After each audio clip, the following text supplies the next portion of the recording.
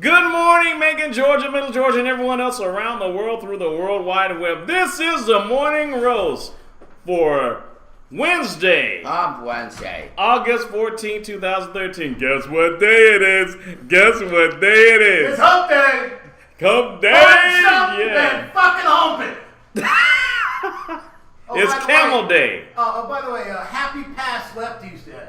Yes. Okay. It was yesterday. Okay. It's National really? Lefties Day. Lefties Day. Okay. Left-handers Day, yeah. Oh, what a hump I have to get over. I woke up this morning. What happened was I went to bed last night early. Mm-hmm. And I got up like 2:30 in the morning. It was like I had my full night's sleep. Right. Mm-hmm. And I stood up till about 4:45. Oh, okay. I said, all right, I got another hour to sleep, maybe another hour and a half. I'll try to get up early. Bullshit. I just got up. I feel worse now. Don't ever do that. Don't ever go to sleep that early that you get up early and then you walk around and then you wind up back in bed. Because when you get up, you talk about a hump. Yeah. It feels like shit day. Like a big clump of shit I gotta get over now. So just give me a few minutes. How's your morning, Derek? Yeah, Derek, I'm sending you it just come out. Okay. So, Okay, great. good story. I'm Good morning, everybody. Yes, I'm doing well. Of course, the last night on WJXA they had the interview with all the 7 mayoral candidates last night. Yeah, Wiener. Yeah. Wiener. No, Wiener. They had Joe Allen.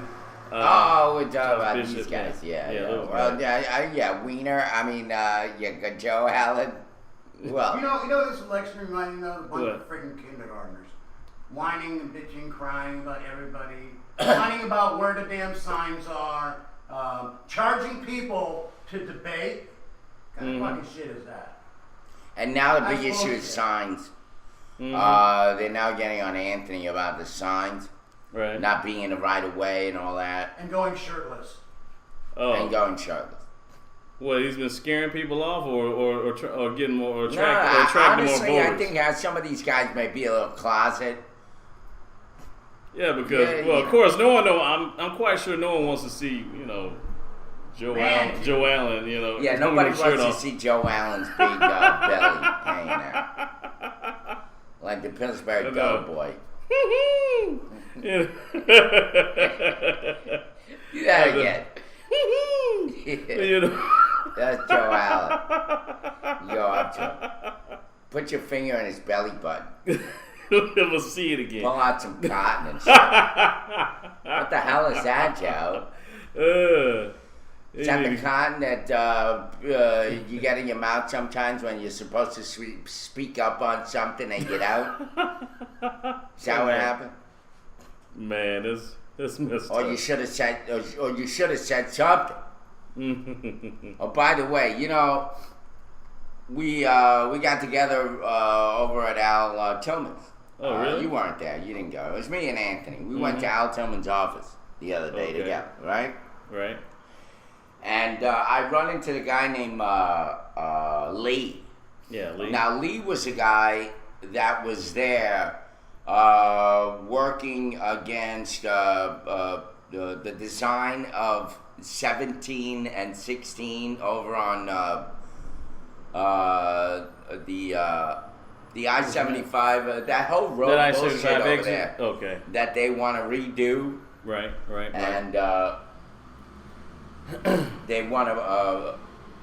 They didn't want to have a big wall go up there. They didn't want the highway to cut through some of the streets that they were proposing. Yeah, Pleasant Hill. That's what. Pleasant Hill, correct. And so this is one of the main guys that is fighting against it in that community, right? I see. So we're talking, and during that day that I went down for my dog, and I talked to the commissioner. Remember, I did that. Went to commissioners, and I had the press conference and all that bullshit. And so I met him there, and he was telling me about how know, he's fighting this whole thing, and I said, well, I'm fighting my thing. We're all fighting, we're all fighting the commission. Yeah. Well, the day that I saw him at Al Tillman's place, he tells me that Joe Allen told him, Right. don't worry, I got your back, and, I'm not going to vote on this and all that, right? Okay. Joe Allen again does and votes for, in other words, votes against this guy. He told the guy, I'm going to vote on your favor, don't worry, don't worry. They stabbed him in the back. And when he got to vote that day, he turned his vote and said, no, we're still going to do the project. And the guy said, what? I thought you were on my side. Joe Allen turned on me, is what he said. Joe Allen turned on me. Last minute. He did a Chucky on him. Yeah. Did a flip-flop. It's Chucky. Chucky. Good morning, Miss Bean. That looks so natural though, Herb. Looks so Miss natural. Bean, Joe Allen, Bean knows Joe Allen since Joe Allen had a pacifier in his mouth. Mm-hmm. And Stabbed him in the back. Oh, that was a Joe basketball Allen in his turned mouth? the tables on a guy over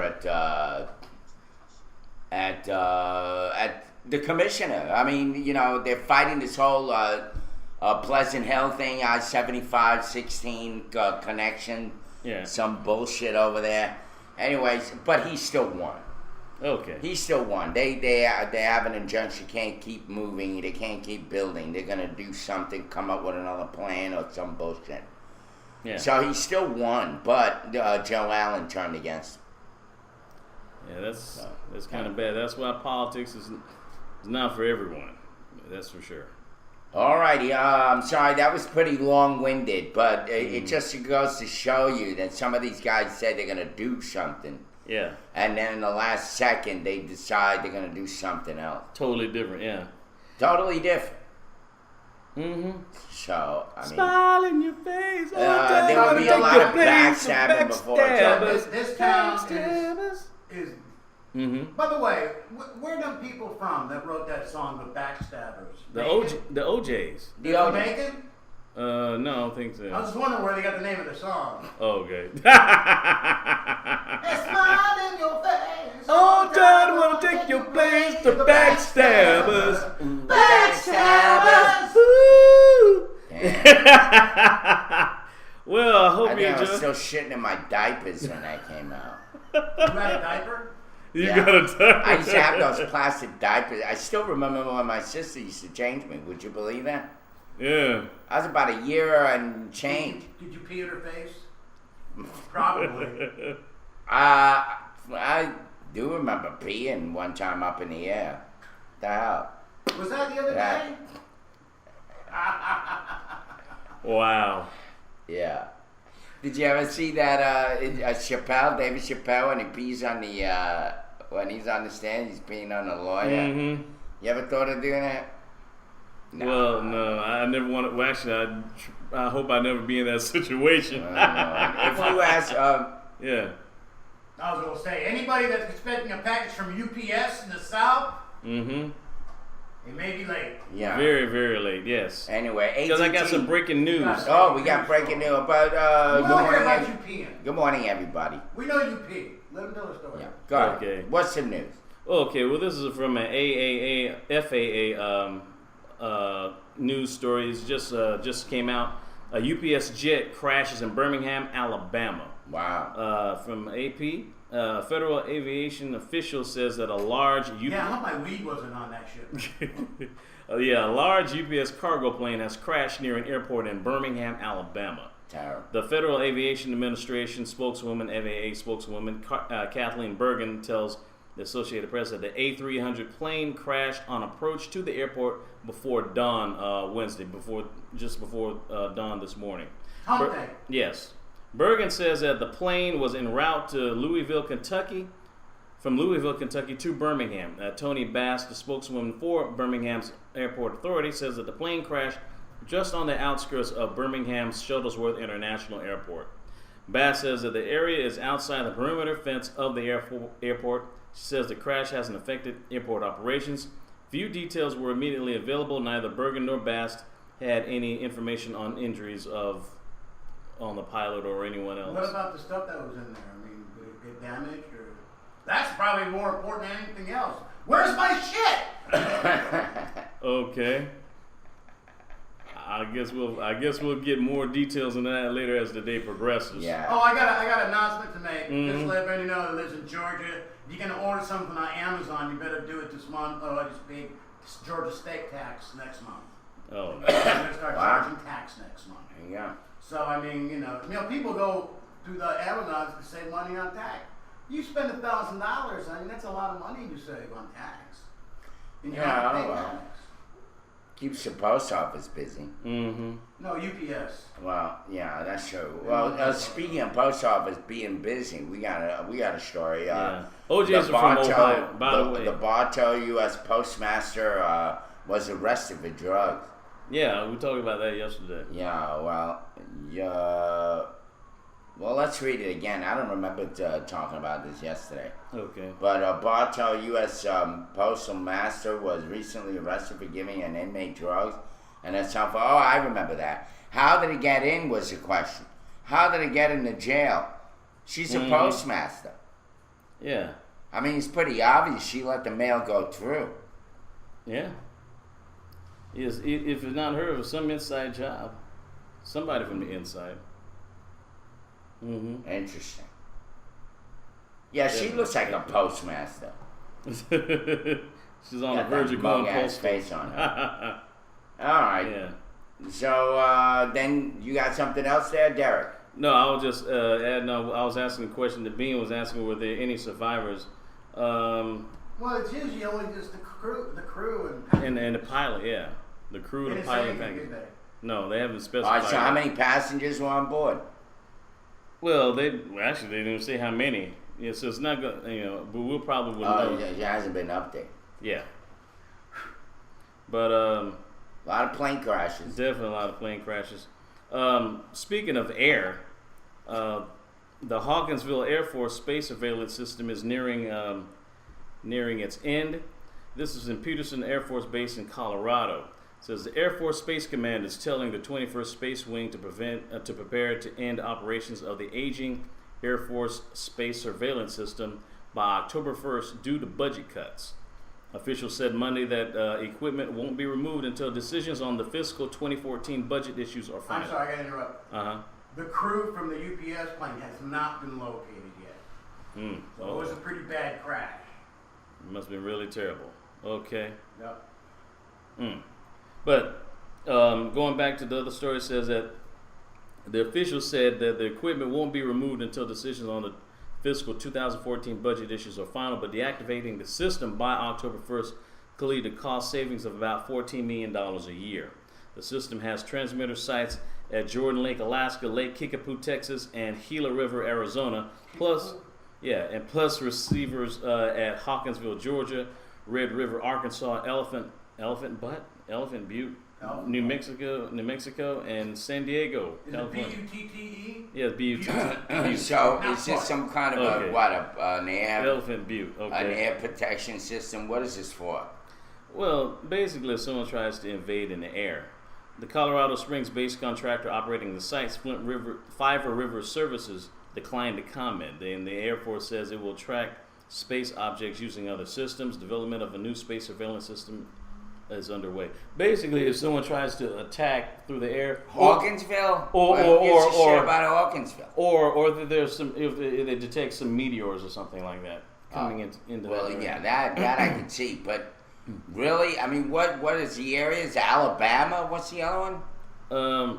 Well, it's receivers from Hawkinsville, Georgia, Jordan Lake, Alaska, Lake Kickapoo, Texas, and Gila River, Arizona, and Red River, Arkansas, and Elephant Butte, New Mexico. My mistake. I mispronounced as Elephant Butt, but Yeah, well, it sounds like it, but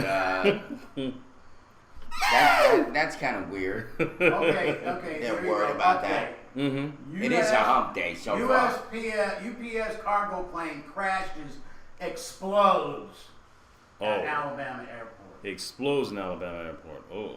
Oh. All right, so you have both. Maybe. They crash and explode. So the And I got a video coming up soon. okay. If it All exploded, right. it may not look good for the crew. Whether if they survive, that is. Well, did that space surveillance thing pick them up before they went down? Well, no, they didn't. No, it didn't say. It didn't say. Because I don't know how far Jordan Lake, Alabama is compared near Birmingham. I don't know how far that is from Birmingham. Well, whatever. But hopefully we'll. Well, God rest his soul. How many people died? Nobody knows. Well, there's only, I think they said it was two. Two Just crew two. members. Okay. And they can't find them. Just two crew members and All the right, pilot. Here we go. Here's the video. You want to see it? Yep. Yeah, why not? Roll it, Ed. Just roll it.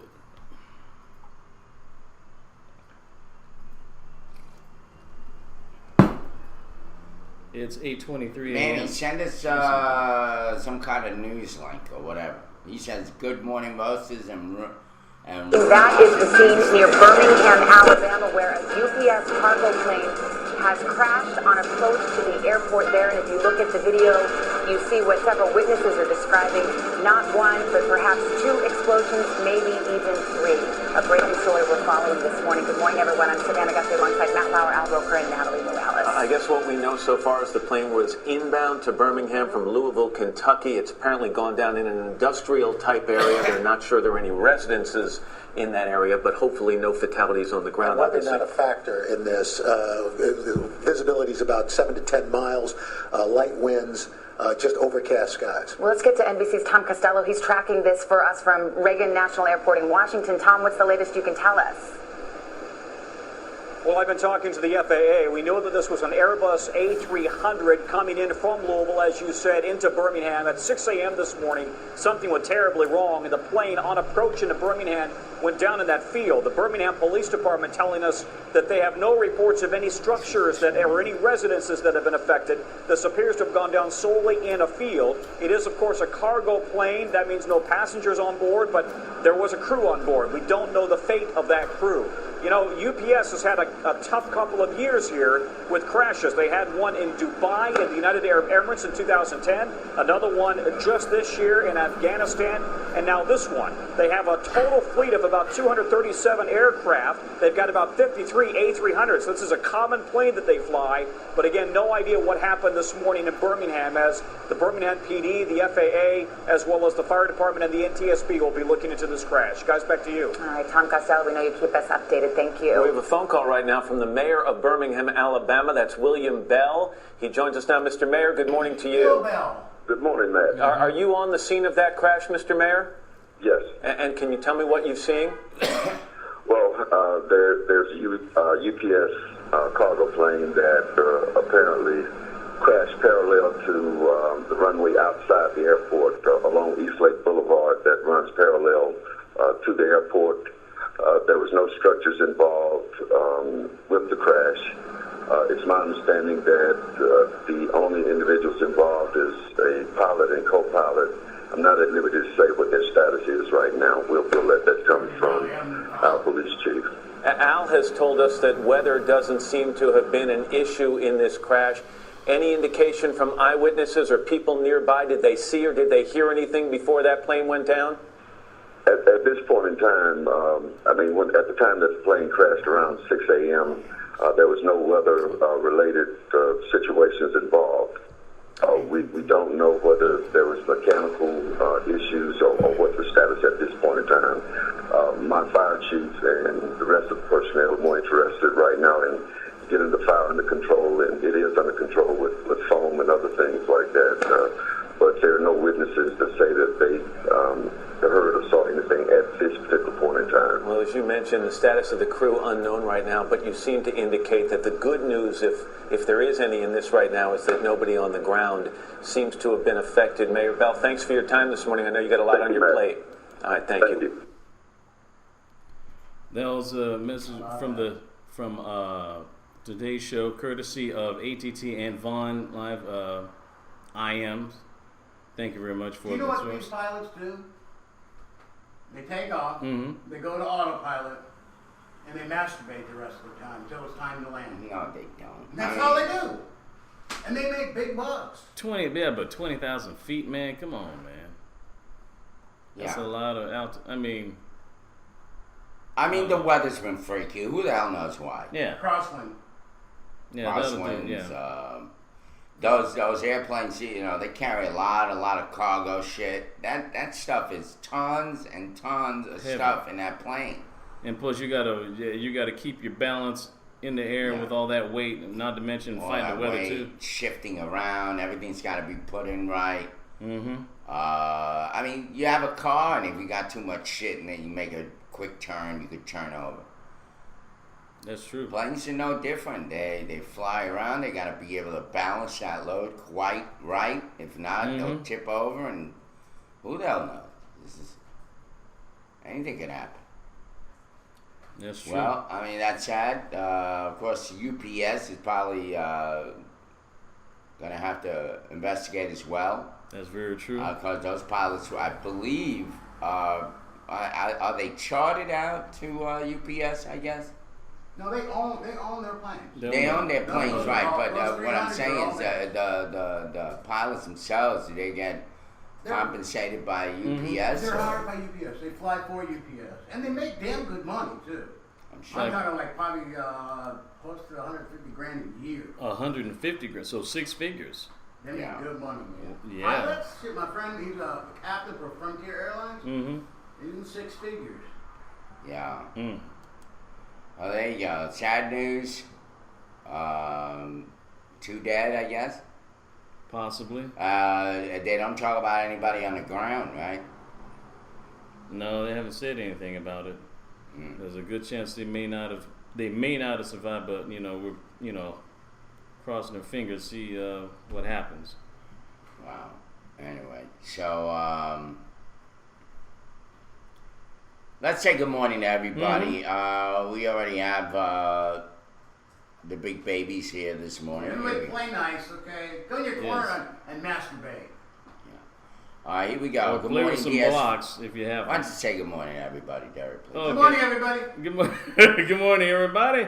I'll go down and see get in touch with everyone right here. I want to say hello to Michelle Stacy. DS Photo Guy Michelle Stacy.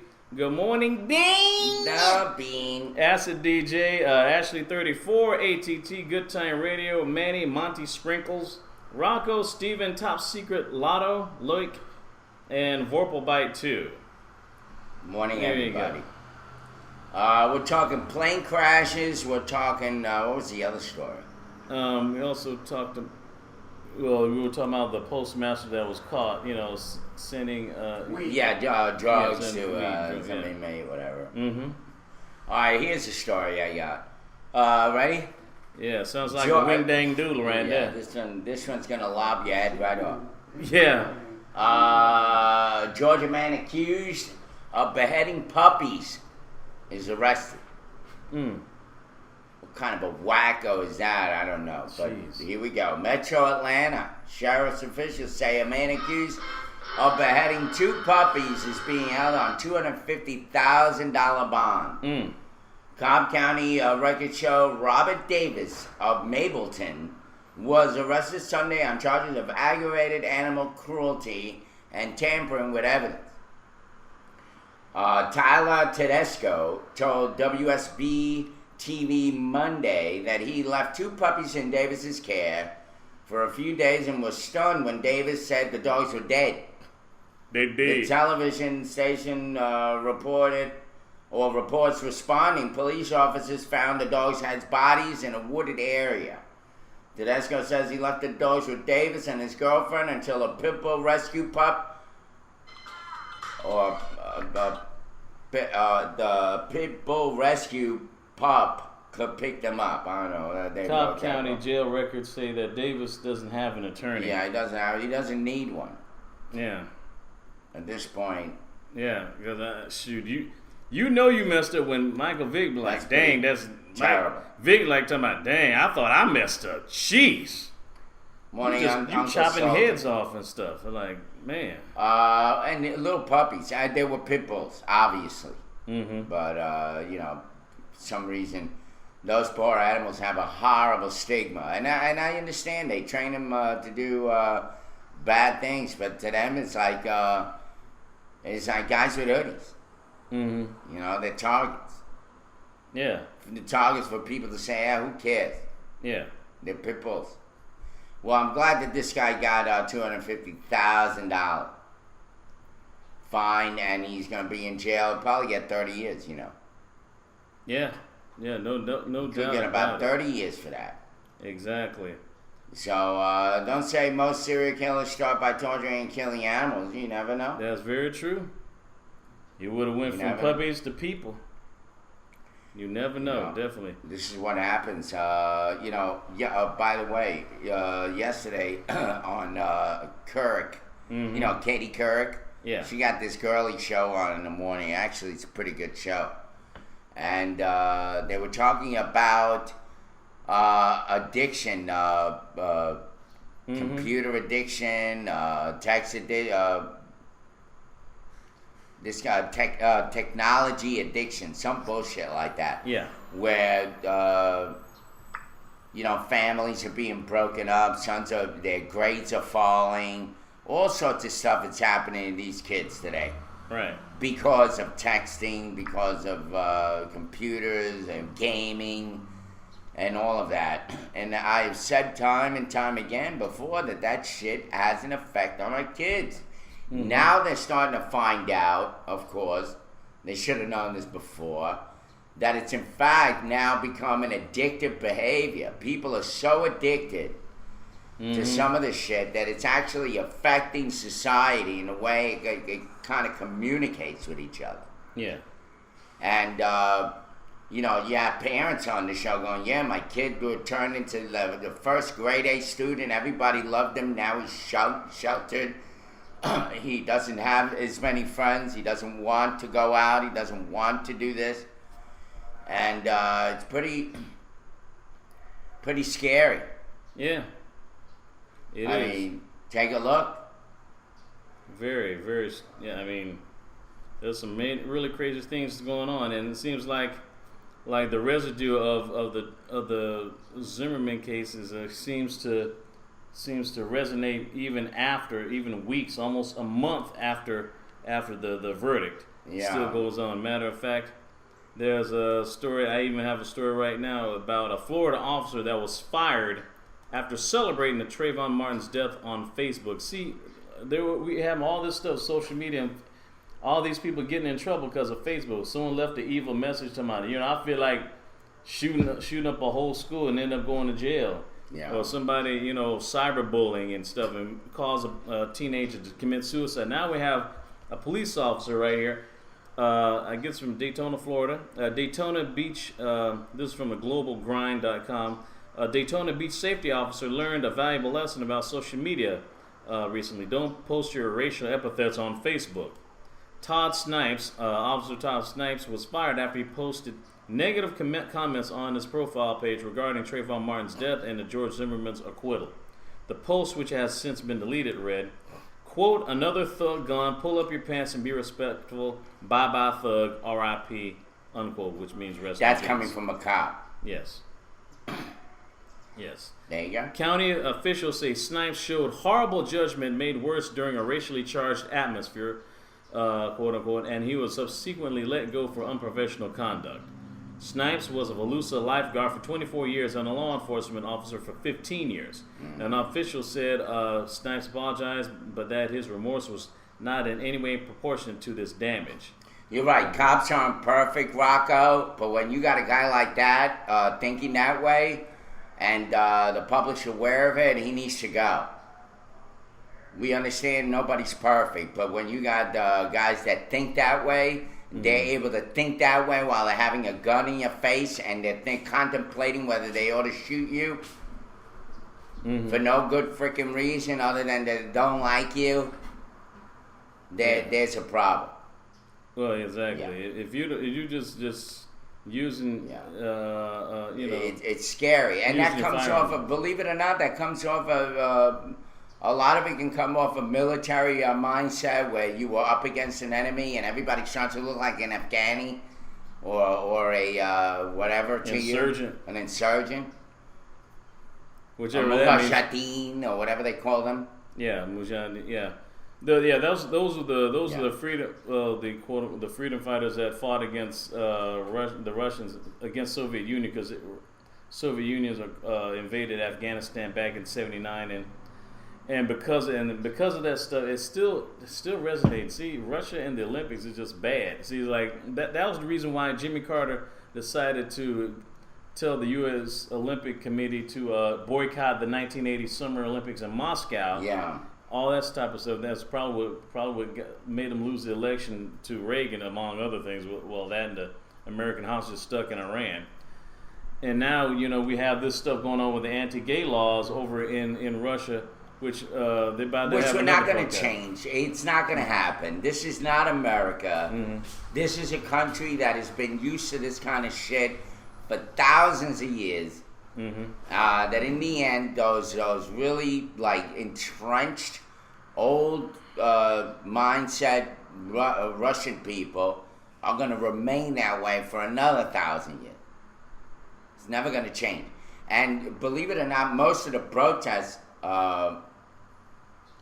most of the, let's say the discrimination, that mindset that says, yeah, we don't like gay people, we don't want gay people, that's not coming from the political people.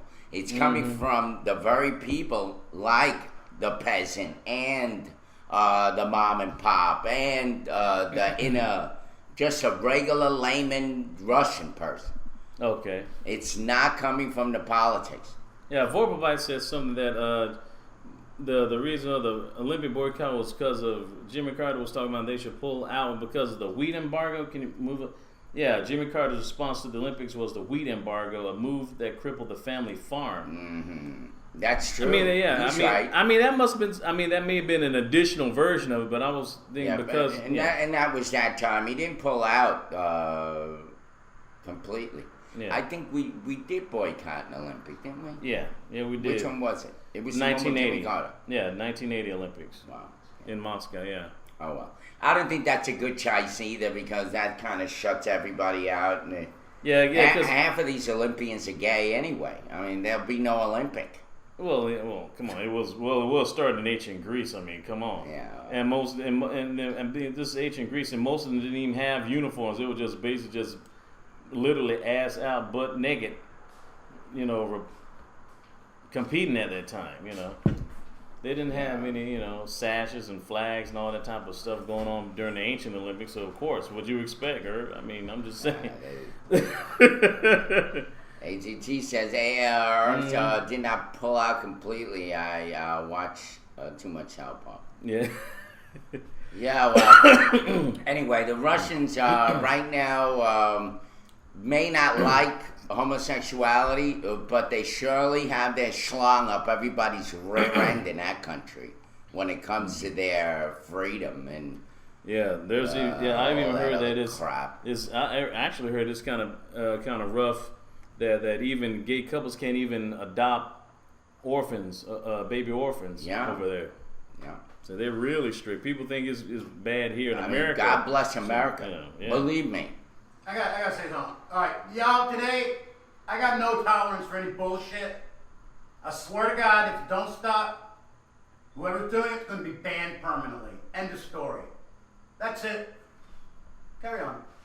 Okay. Thank We you, wanna have a Uncle civil A. show. Yes, Okay. you're wrong. I'm your wicked Uncle Ernie. Uncle Ernie. Remember Tommy? That has spoken. All Not right, guys, coordinated, pull no. it together, please. By the way, I'm very honored to say, and I'm very encouraged to say, yesterday I was putting out a post with Eve. Is Eve here this morning yet? No, she's not here yet. She made us a beautiful quilt. I'm hoping to get it soon, or some kind of a quilted item with our sign on it. No patchwork. Yeah, Looks patchwork. good. Look, Patchwork. I got a picture of it. Yeah, do you? Yeah. Can you bring it Yeah, up? I want to definitely. show you Yeah, guys please do. what And little plastic canvas coffee mugs. with little coffee mugs hanging up. You got to show the one with our picture on it. Okay. So, Yeah. Anyway, so she's working on this thing, and I put it up as kind of like a post. Mm-hmm. And Mark Vaughn liked it, and he said that he made mention of our show. He gave us a great compliment. Mark Vaughn being, of course, the president CEO of the Vaughn Live, what Yep, we're on that's right true. now, and which I thought was pretty cool. And he wrote, Right. if you haven't checked out the Morning Roast on Vaughn Live, you missed out. These guys are great. That's you. Mark Vaughn. He put that up. Thank you. Thank you, And, Mark. I appreciate it. We went back and forth with that. I'm very proud that at least we're considered a great show Mm-hmm. That's by good, man. President and CEO of Online. That's very good. I appreciate So it. why very not? much. Very much so. Yeah, of course, like you said, they had some things last day. We talked about fish, about the pacu fish is kind of like a distant, The Cousin. winter eating fish. yeah, the testicle eating fish, yeah. That's kind of like the buck-toothed version of the piranha. Because Yeah. it has like these big choppers. I mean, it's not as sharp teeth as a piranha, but it can do some damage. But here's another crazy animal news going on. Here's another stuff. So those who are already eating, you might want to cover your ears and stuff. Here's a real crazy Cute now. Yes. This woman, Janet Ville, reclusive cat owner, was gnawed and eaten to death by her pets after she died. Here's this Will Dane Duger right here. Yes. There's This that one. work. Mm-hmm.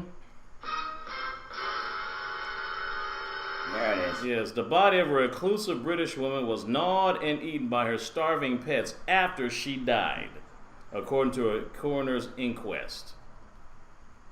By the time the British police discovered the body of Janet Ville, she had apparently been dead for as long as 3 months. Phew. Woo! That was loud. PU, yes, 3 months dead. Her house was made for a grim scene, littered with the carcasses of numerous pet cats and dogs that had been confined in the house and died of apparent starvation. But the investigators discovered something worse. Ville's remaining cats had survived by feeding on her corpse. Certain parts of Mrs. Ville's body were missing. Ugh. And had They affected. weren't missing. Yeah, just look around. You'll see it in the shit dirt over there in that corner. where they Okay, got to yeah. the shit. Yeah, it were missing and had been effectively gnawed and eaten away by the animals, according to Coroner Keith Wiseman said in Southampton's Coroner's Court. There you go. Miss Ville, who was 56 years old, the body of Miss Ville was found in the kitchen. Although the level of decomposition made it difficult to determine exactly what killed her, Ville's medical records showed a history of chronic obstructive pulmonary disease. Oh my God. That condition was likely the cause of her death and possibly immobilized her so that she was unable to seek help, according to the coroner. Coroner Wiseman says there was no indication or otherwise or no suggestion that she had been in any way attacked by the animals while she was alive, Wiseman said in court. Says neighbors described the woman as reclusive, according to the Independent. Speaking of fat, Yeah. Yeah. People who eat healthy people meals. who wish this was hot. By the way, Volbovite says brings new meaning to the term cat chow. Yeah. According to the...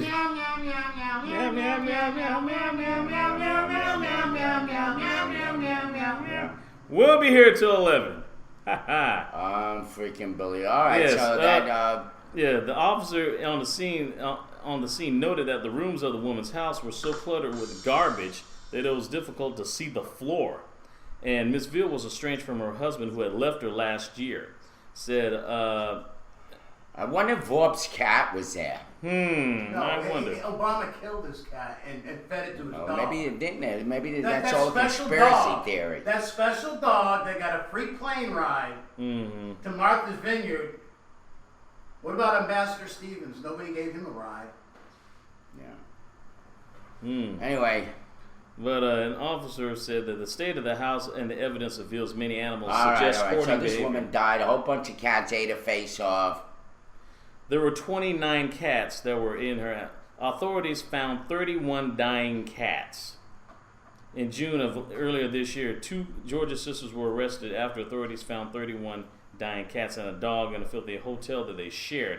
The women also had confined a disabled man in the mess. He turned out to be the son of one of the women. According to the Gwinnett Daily Post, 29 cats were discovered in such poor health that they had to be euthanized. Well, we just had an incident here in Georgia just recently. It was all over my Facebook page. I just finished getting Axel and 100 animals. You remember? A couple of horses. One of them they had to put down. Goats, sheep, chickens, cats, dogs. This guy had everything. Over 100 animals. Most of them starving to death. Right here in Georgia. And one of the animals was saved, but the other horse was put down because it had a broken hoof, and somehow was just kind of walking around on a limb or barely walking. It's just amazing. There you go. Diaz Photo Guy says my rescue group took some of the dogs, you see? So Diaz was involved from that farm, correct. And the guy looked like... Cool beans, Diaz. Yeah. He looked like something out of a Scooby-Doo movie. Oh, really? Like a Scooby-Doo cartoon. No, he looked like something out of fucking Wrong Turn movie. Yeah, Wrong Turn, yeah. Or The Hills Have Eyes. Or some shit. Some horror movie. Wow. Yeah. The sister who is Beagle Mix is very sweet. Okay. Okay. That's good. That's a cool... Beagles are good. Animal rescue people are held in high esteem by this guy, yeah. Oh, yes. Anyway, so, this is happening every day. Look at what's happening now. We talked that story yesterday about Jones County now charging a fee if you want to drop a dog off because you don't want them. And they got all these other fees. And, of course, you know what they're going to do with the animals. They barely even put out any message. Unless one of the rescue groups knows about it, they let them know. Then they put out the word on Facebook. These dogs go unnoticed, they get killed, and goodbye. Out of sight, out of mind. So, anyway, This guy what looks else? like Charlie Manson. Say again? I say he looks like Charlie Manson. Oh, he's on there? Let me see. You got his picture up? You took it down already? Alright, let me see. There's a transformer fire that caused a power outage out in down in Savannah. An electrical transformer sparked and caught fire atop a utility pole in Savannah, blacking out power to several thousand customers. The transformer fire happened on Tuesday near the intersection. Duck Dynasty. That's what he looks like. The guy from Duck Dynasty. Okay. No, we're not going to let you tell your story. Thank you. I know you're not already. You're doing that. Intersection in the city's suburban south side. No injuries were reported, but about 6,500 customers lost power and electricity. Traffic signals in the area were also affected. Georgia Power says electricity was restored by Tuesday.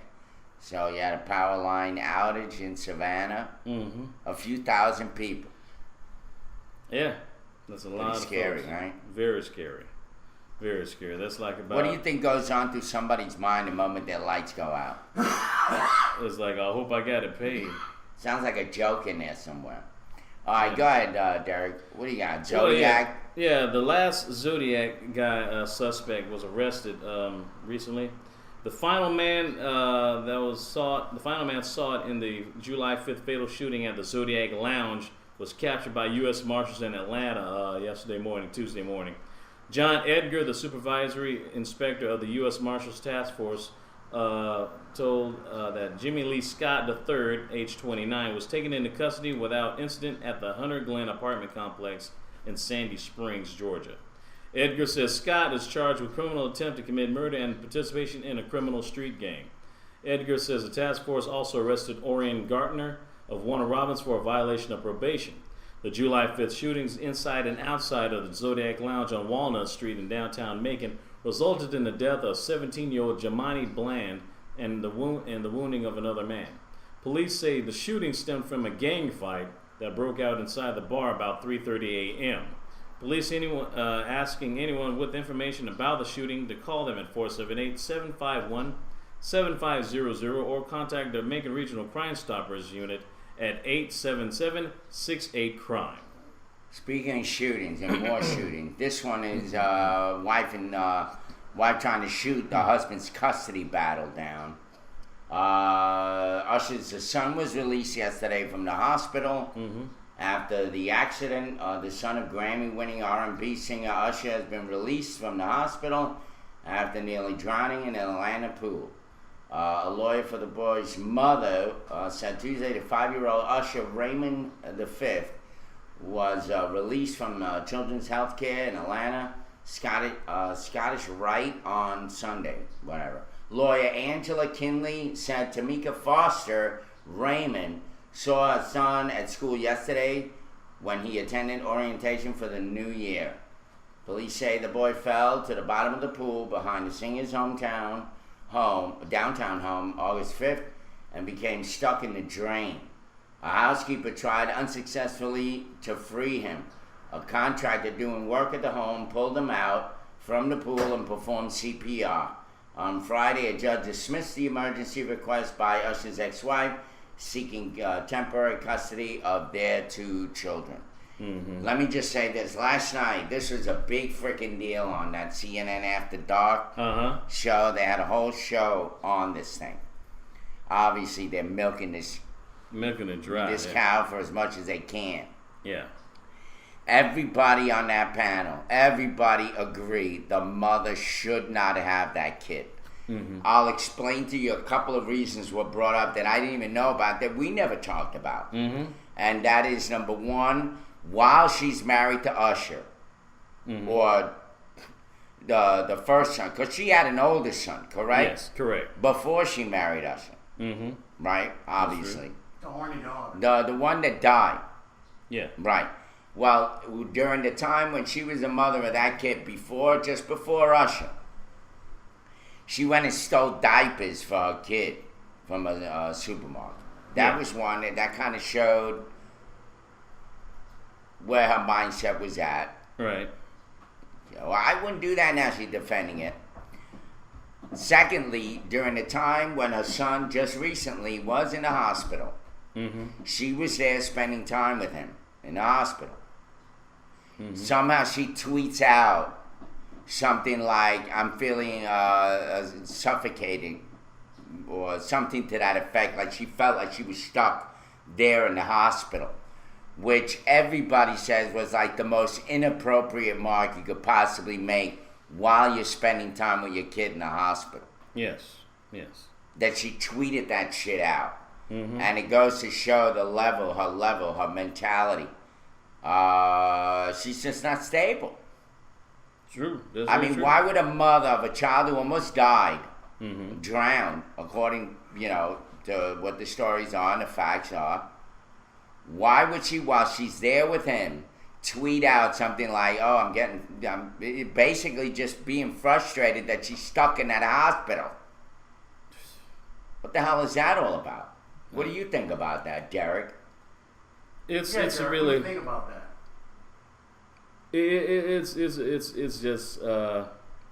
It's just sickening. I mean, it just compounds. Do you think that she should get custody of the kid? Of course, absolutely not.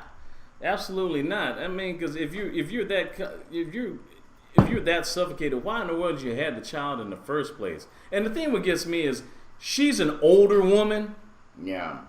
And Usher is a younger guy because he's still in his 30s and stuff. So the thing is, if you were that suffocated, why did you not just had another child? Why you got married in the first place or something? I guess to make yourself, like an honest woman or something like that. I don't get it. And plus it still kind of reinforces the seafood platter vibe I was getting in this thing about on court, that she wanted temporary, even though she wanted temporary custody, but she wanted permanent checks, if you know what I mean.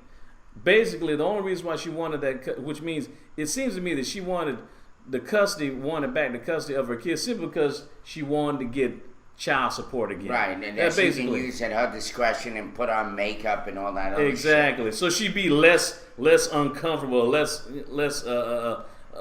claustrophobic, as so to speak. Well, but having them lack of checks is just kicking her behind right now. It's like, well, Did my you know he had a chicks. stepson that died? Yeah. see. We talked about that. yeah, we just talked about it. But Same accident with water.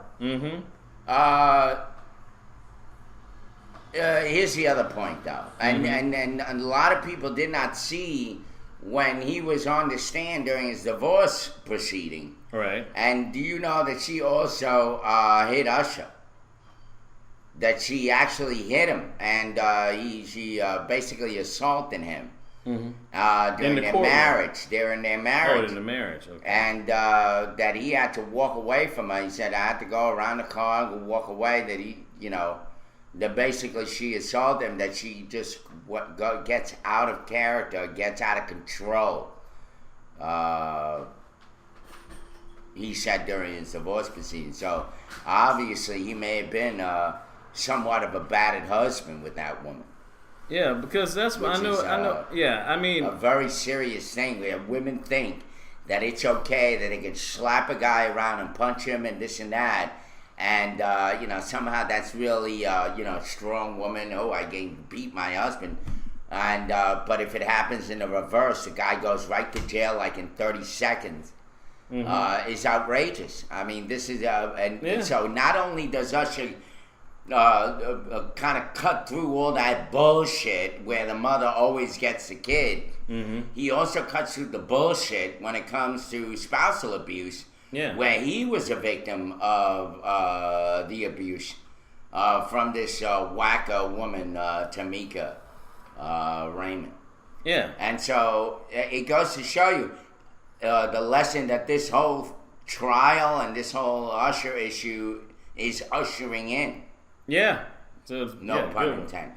Good one. No pun Which is, in fact, that there are two sides to every story. Here's a guy, he's making a living, doing the best that he can to meet his obligation. Nobody's perfect. And he's got women throwing themselves at him, so it's probably a reality. If he did mess around, it may happen. Exactly. But that still doesn't negate the fact that before she even married Usher, she had history. Yes. That's definitely true.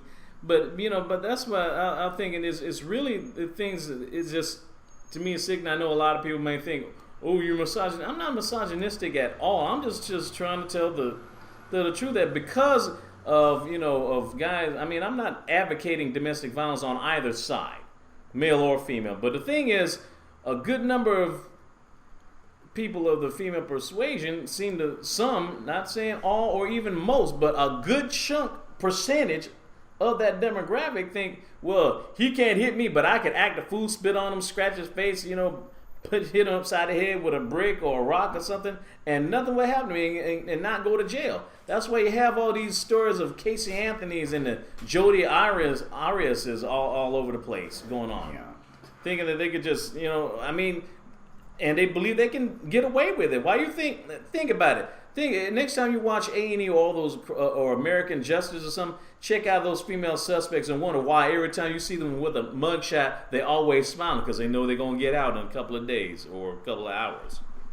Because no one's not going to, Now, while the chatters are chattering away about some other subject, I'm wondering if there's anybody out there that has any comments to make about what the topic of the show is all about, or what we're on topic about, other than blowing up and guns and wars and all that other shit that everybody else is talking about.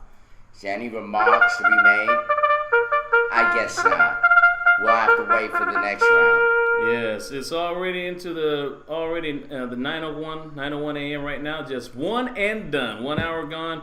2 more to go into this 3 hour tour that we now know as the Morning Rose. It's 73 degrees outside of Macon, Georgia, partly cloudy with a high of 85 and a low of 69. This is getting actually cooler here. Well, it is getting closer and closer to the fall, right? Yeah, it is. Okay. So, you ready? Yep, we'll be right back. Mm-hmm. I got a video to show you. Don't be this stupid, please.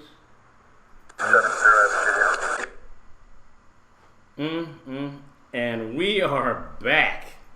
We are back into the second hour of The morning roast live from the doghouse. I can bring these cup. I never thought that footage could ever get out.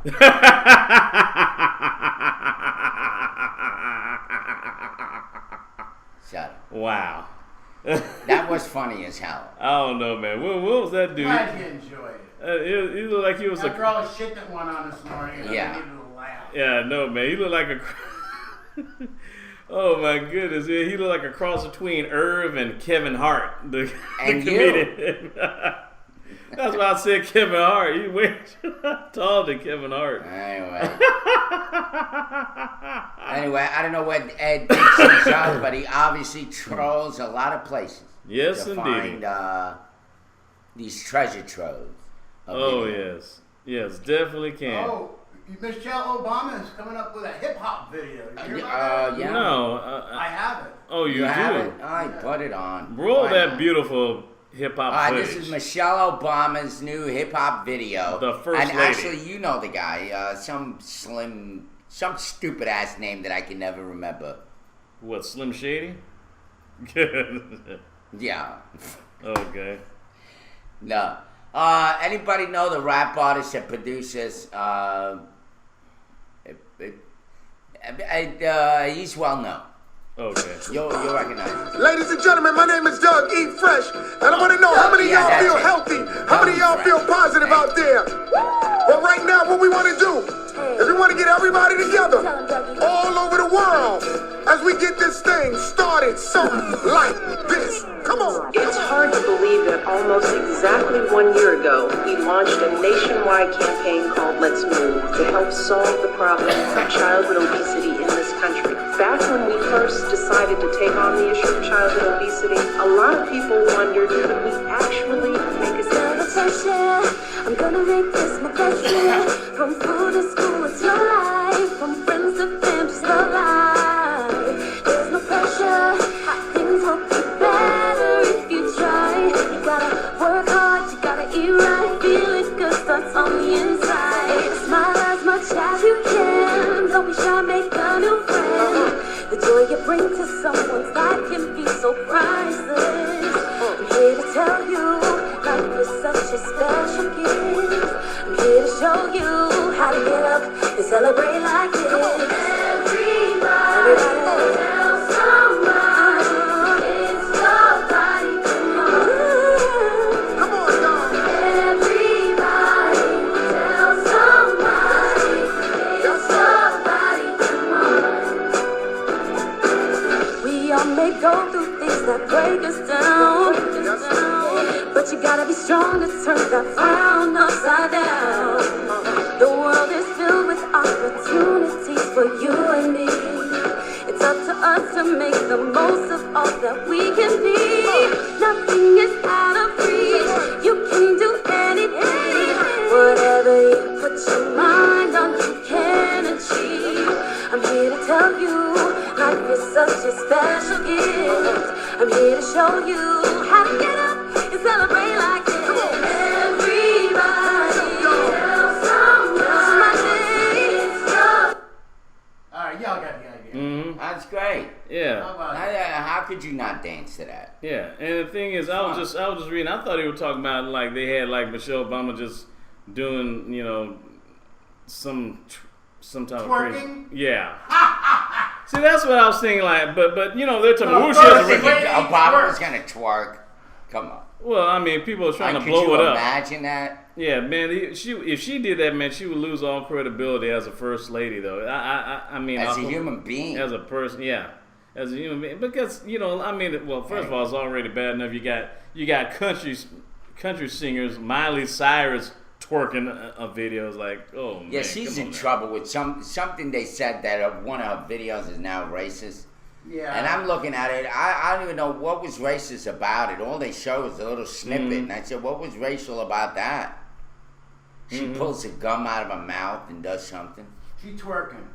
Yeah, Well, besides that was her first video. This is another one. It just came out. It's all over the... yeah, that's the one that she's Gossip. been twerking. That's the one. That's the one. Just She's a been little twerking. behind. So what's racial about that video? I don't That know. they're accusing her of being? oh, I guess because she's twerking. I don't know if you consider white women twerking. I don't know. Would that be considered racist? I don't know. I don't know. I don't know. It just didn't seem that way. It's ignorant as hell, but I don't think it's racist or anything. It's ignorant as a mug, but I don't think. I don't know. What can I say? By the way, those views, when you see anything bullshitting about Obama, that certainly doesn't come from me or Derek. Yes. Those views are strictly Ed. Yes. You're a good little soldier. Ed is like a Republican. He hates Obama. I'm not a Republican. I'm an in-between. I'm tired of this country getting fucked over by our government. What comes out of in between? Yeah. Shit. I don't think so. Well, diarrhea, but but I mean, come on, it's not. I mean, granted, it's really kind of fancy ketchup. Says twerking is cultural and racial reappropriation. White people shouldn't twerk. Oh goodness gracious. Oh my goodness, people can make anyway. Well. People can make animals sound racist. I mean, like birds, you know. Well, they are. Species. But they devour each other like animals. That's what we're not supposed to be like the animals in that sense. Yeah, I know. But I'm surprised people see people like Bean talking about people make sandwich racial using white bread instead of rye. It's like, oh come. That's like saying, talking about, I don't care. That's like I refuse to have a parakeet or any bird as a pet because they're really racist. Speaking of because they're the only animals on Earth whose crap is white. But speaking of parakeet, I can't believe you hit this on the head for me for a minute, because this morning when I told you I went to bed last night about 9 o'clock and I woke up about 2:30, like I just slept all night, like I was done. Mm-hmm. So I got up and I'm like, oh shit. So I decided to watch TV, and there was this commercial on for this fake parrot called, it's 3 Ps. Pretty parrot, it's a robot freaking parrot. That's like what movement goes, right? And sort of tail move. And they have this commercial like you're owning it and you're petting it and all this shit. I said, I cannot believe they're selling this parrot. 2 for $20 or $10.99. Well, shipping it, and it's a fake parrot, and they treat it like it's a real one. Did you ever have a pet rock? Well, I did. I did actually. I did. All right. But it was a novelty item. Yeah. It shows this, but it's funny as hell. But you ain't worried about no hypocrite, man. No. Take a look at the commercial. But you ain't got to pick up no poop from a pet rock. You know why commercials are the way they are? Because you think everybody's stupid. Yeah. No, it's not that it's stupid. It's funny. That's the point I'm trying to make. It's funny. They got this parrot commercial that's a freaking toy. And if you look at all I bet they got that from Clash of the Titans, the original 1981 version, where like this guy just had like this owl where they gave persons this mechanical owl. Well, yeah, it's just a little parrot with 2 pieces or 3, and the little head twitches to the side like this, and it makes a tweeting noise on motion technology, right? But it's the way the whole commercial is made. They're petting the parrot. They're looking at have it as a, it's almost like they make you think like the parrot is alive and part of your life and it's a pet. Yeah, that's it, Tower London. Yeah, Bobo, the mechanical owl from the original Clash of the Titans movie. Oh, the one with Laurence Olivier. Yeah, like that. That is so crazy. Well, they can just go Google parrot robot and find a video on it there. Oh yes, definitely. Anyway, it's funny. I'm on break. You're I gotta work during break, so I take break when you guys do. Okay. Well, here's some crazy news. You heard of Louise Joyce Brown the first test tube baby? Test tube baby. She turns what? She turns 35 years old. I can't believe that. How about it? The one with the gray hair? No. She's the one with the curly hair with her own baby. Oh. She's holding the baby. Yeah, the world welcomed its first test tube baby on this 35 years ago, pioneering a new path for infertile women who consider it a triumph for modern medicine in science. Louise Joy Brown was born on July 25, 1978 in Oldham General Hospital in Britain, thanks to the work of Dr. Patrick Steptoe, a gynecologist in Oldham General Hospital, and Dr. Robert Edwards, a physiologist at Cambridge University, who found a way to fertilize a woman's egg outside her uterus and implant it back into her body, known as in vitro fertilization. Louise's mother, Leslie, underwent the procedure after discovering her fallopian tubes were blocked, making it impossible for her to conceive naturally. Before Leslie Brown's pregnancy, the scientists made more than 100 attempts to implant a fertilized egg into infertile women, but to no avail, though one woman did get pregnant and she had an ectopic pregnancy. The British government denied supporting their research because at that time doctors faced criticism for the procedure. So the scientists had to find private funding for it. But they finally succeeded with Leslie Brown. Leslie Brown, her pregnancy proceeded normally. She made it through the first few weeks, was closely monitored by ultrasounds and underwent an amniocentesis. And she gave birth 9 days before her due date by cesarean section to a healthy baby Louise, according to Delco News Report.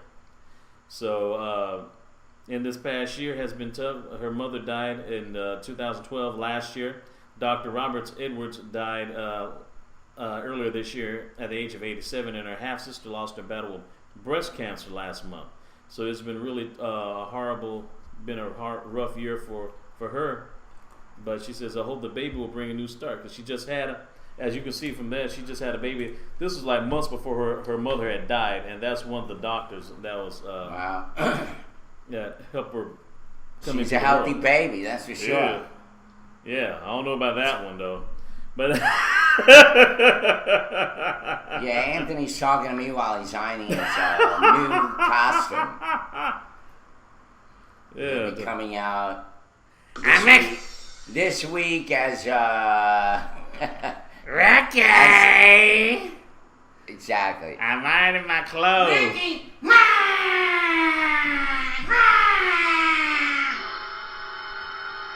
Lucent Ball. Lucent Ball. Like Lucifer or Lucy or Lucent Ball. It's just so ridiculous. Yeah, Lucent Ball. Hey Fred, how would you like to meet us? So he's gonna play one of the very frustrated white women here in Macon, Georgia. Oh my God. They're fed up with the shit just as much as any black person, not just a blackish here in Macon. Yes, indeedy. Yes, indeedy. Oh, thank you, Mr. Tower. Yes, we're towering over. Yes, indeed.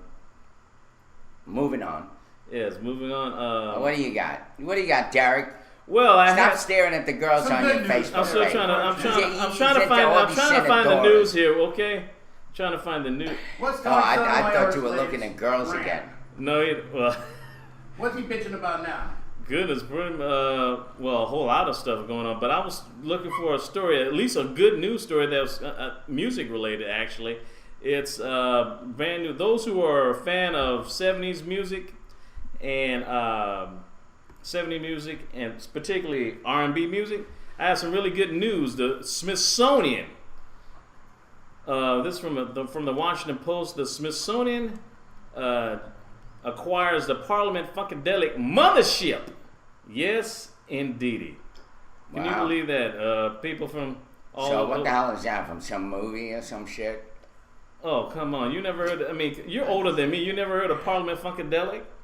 Come on. Kind of. It Okay. sounds like Rumpelstiltskin. I don't know. Rumpelstiltskin. Okay. Now, as we can see here, the Smithsonian has acquired the Smithsonian Museum. Yeah. The Funkheads UFO in the galaxy is about to land in Chocolate City. The mothership, the iconic stage prop made famous by a legendary funk collective, Parliament Funkadelic, has been acquired by the Smithsonian's National Museum of African American History and Culture, where it will help anchor a permanent music exhibition when the museum opens its doors in 2015. So how about that? So by the front man, dude from the front man, George Clinton. No relation to Bill Clinton. Oh, that's that guy that Funkadelic, Hippadilly, whatever the hell he was. Mm-hmm. He looked like a homeless guy, all dressed up. Yeah, but he just has like this multicolored rainbow dreads. Exactly. Yeah, I remember. But unfortunately, it's now the original mothership. The 1,200-pound aluminum spacecraft was built in the mid-'90s. Yeah. So him and it's just a replica. John, what was his name? Never mind. Mm-hmm. But, yeah, he was around during that era. Yes, this 1,200 pound aluminum spacecraft was built in the mid-'90s. An indistinguishable replica, George Clinton says, of the smoke-spewing stage prop he first introduced to slack-jawed funk fans back as early as 1976. Yeah. But by 1982, the Parliament Funkadelic's towering debts forced the group Washington-based management company to trash the mothership in a Prince George's County scrapyard. But what happened next was stuff of myth. Was it stolen? Did it burn in a fire? What was floating around in the cosmos? But in an April 2010 Washington Post story about the mothership's disappearance sent the Smithsonian searching for it. It says all signs pointed to the fact that we weren't going to find the original. That's when they, Kevin Strait, the project historian, that's when they essentially put their attention toward the new one. So basically it became famous when Parliament's 1975 album Chocolate City gave the nation's capital an unofficial nickname that still sticks today because Washington, D.C. is 75% black. What song was he famous for? Well, songs like Flashlight, We Want the Funk, Give Up the Funk. Okay. And also named as the title of their spaceship, Star Child or Mothership Connection.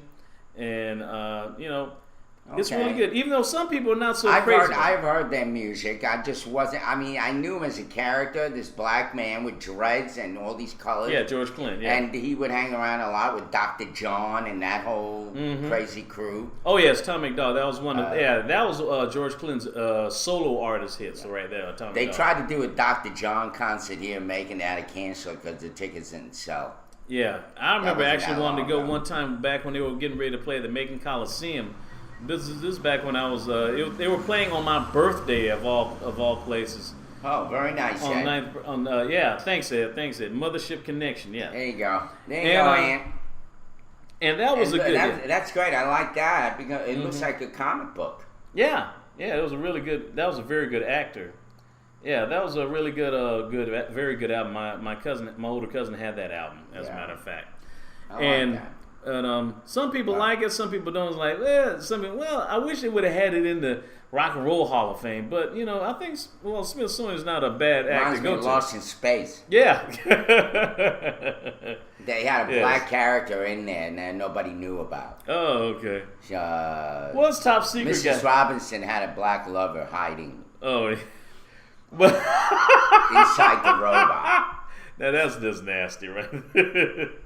What the Top Secret says to me, I thought Hershey, Pennsylvania was the chocolate city. Oh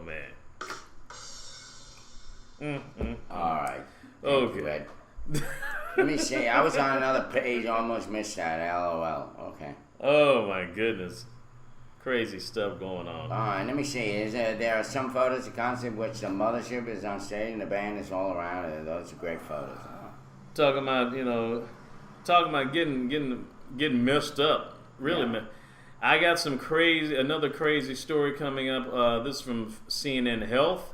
Okay. There's a boy that's been infected with a rare brain-eating amoeba in Florida. Oh, that's like that Twilight Zone, or what was that? Where the ant went in, or some bug went in his ear, and then they was driving him insane, and then it came out. Yeah. And then he found out that it was a female laying her eggs. Remember that? Ooh. Not that particular episode, you ever heard of an earwig? That's wild. Anyway. Oh yeah. But that's just really terrible. See, so go ahead, tell us this Florida story. Florida must be infested with some crap, boy. I tell you. I think it's gonna break off and float away. Yeah, it's gonna break off before California will. I swear. Another child has been affected with a rare brain-eating parasite less than a month after an Arkansas girl ended up in a hospital fighting for her life. The Centers for Disease Control and Prevention confirmed another case of this amoeba called Naegleria fowleri in Florida, a spokesman told CNN yesterday. The patient is a 12-year-old boy by the name of Zachary Reyna, who told his family told the CNN affiliate WBBH. They said that the kid Zachary Reyna was kneeboarding with his friends on a water-filled ditch in his house by August 3rd, earlier this month. He slept the entire next day. And he's a 7th grader, and his family said he was sleeping so much, and she took him to the hospital because he was sleeping more than normal. And he had brain surgery, and the doctors diagnosed him with primary amoebic meningoencephalitis. And he's currently in an intensive care unit at the Miami Children's Hospital. Wow. And the CDC says they've been in touch with the patient's doctor and has released the same experimental drug used to treat the 12-year-old Collie Hardig of Arkansas, the one who had a similar infection as well. It's not clear if the drug has been or if it will be administered to Reyna, though. Yeah. ATT says amoebas can get into any person that swims in lakes or a person with low white blood cells that drinks water. What does drinking water have to do with it? You mean like contaminated water? Yeah, contaminated drinking water. Oh. Let me see. To my meningitis. Meningitis. Oh yeah. I knew a dude from my back in college who died from meningitis. He lived like a floor below me, and people were like, they actually they quarantined like the dorm, or at least that entire floor, for about a day or two and stuff, and because they were afraid, that junk would have spread out and stuff. Yeah, there was a lot of crazy stuff going on, man. Say hello to Donnie Curry's on. Good morning, Donnie. Yeah, good morning, Donnie. How you doing? Good to see you, Donnie. We're talking about amoebas. This child that just discovered having this condition. Is that what it is? Yeah, she found an amoeba type of parasite that was inside his ear while he was kneeboarding. I guess it's kind of like water skiing or something like that on the near a ditch and stuff. Place where there's some shallow water. Yeah. But it's really kind of in fact, it's really rare it's a rare parasite though. Luckily, hopefully they'll be able to get it out. So. Yeah, messed up his brain then, huh? Yeah. That's what it did. Yeah, definitely do that. Anyway, did you ever see that? I think it was Twilight Zone, or was it Night Theater, or the other show that Rod Serling had? Night Gallery. Night Gallery. Thanks, Ed. Thank Ed from the Bowl. Yeah, definitely from the Bowl. Here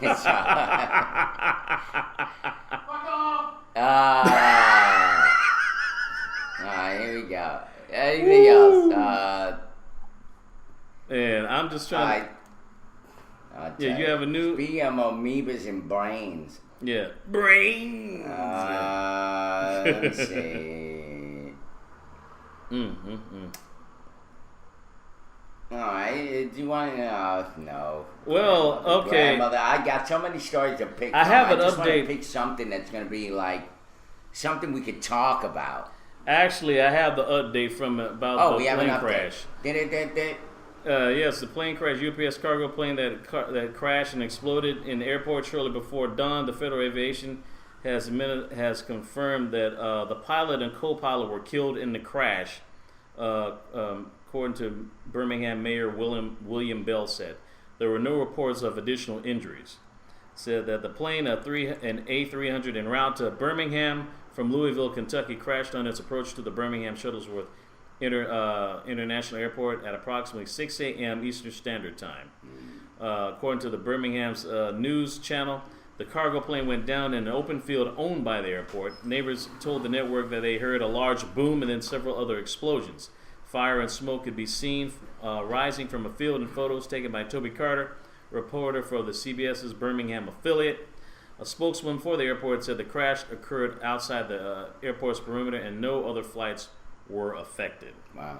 So, anything that you sent out, if it was on that plane, it's going to be very late. Very, very late. UPS said in a statement, says, at this time, we're still determining the details of the incident. We will release more information as it becomes available. As we work through this difficult situation, we ask for your patience and that you keep those involved in your thoughts and prayers.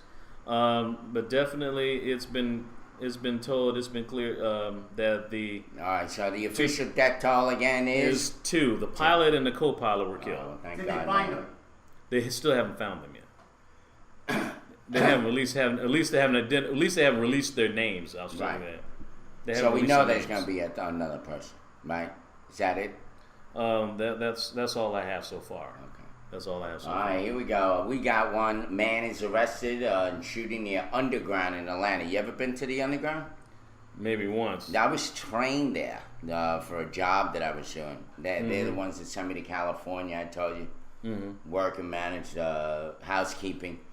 Well, in the Underground here in Atlanta, police say they apprehended a subject in the shooting death of a man near Underground, Atlanta, a downtown shopping and entertainment complex. Wow.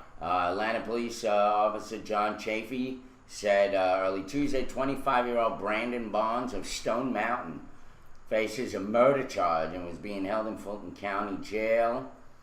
Records do not indicate whether he has an attorney.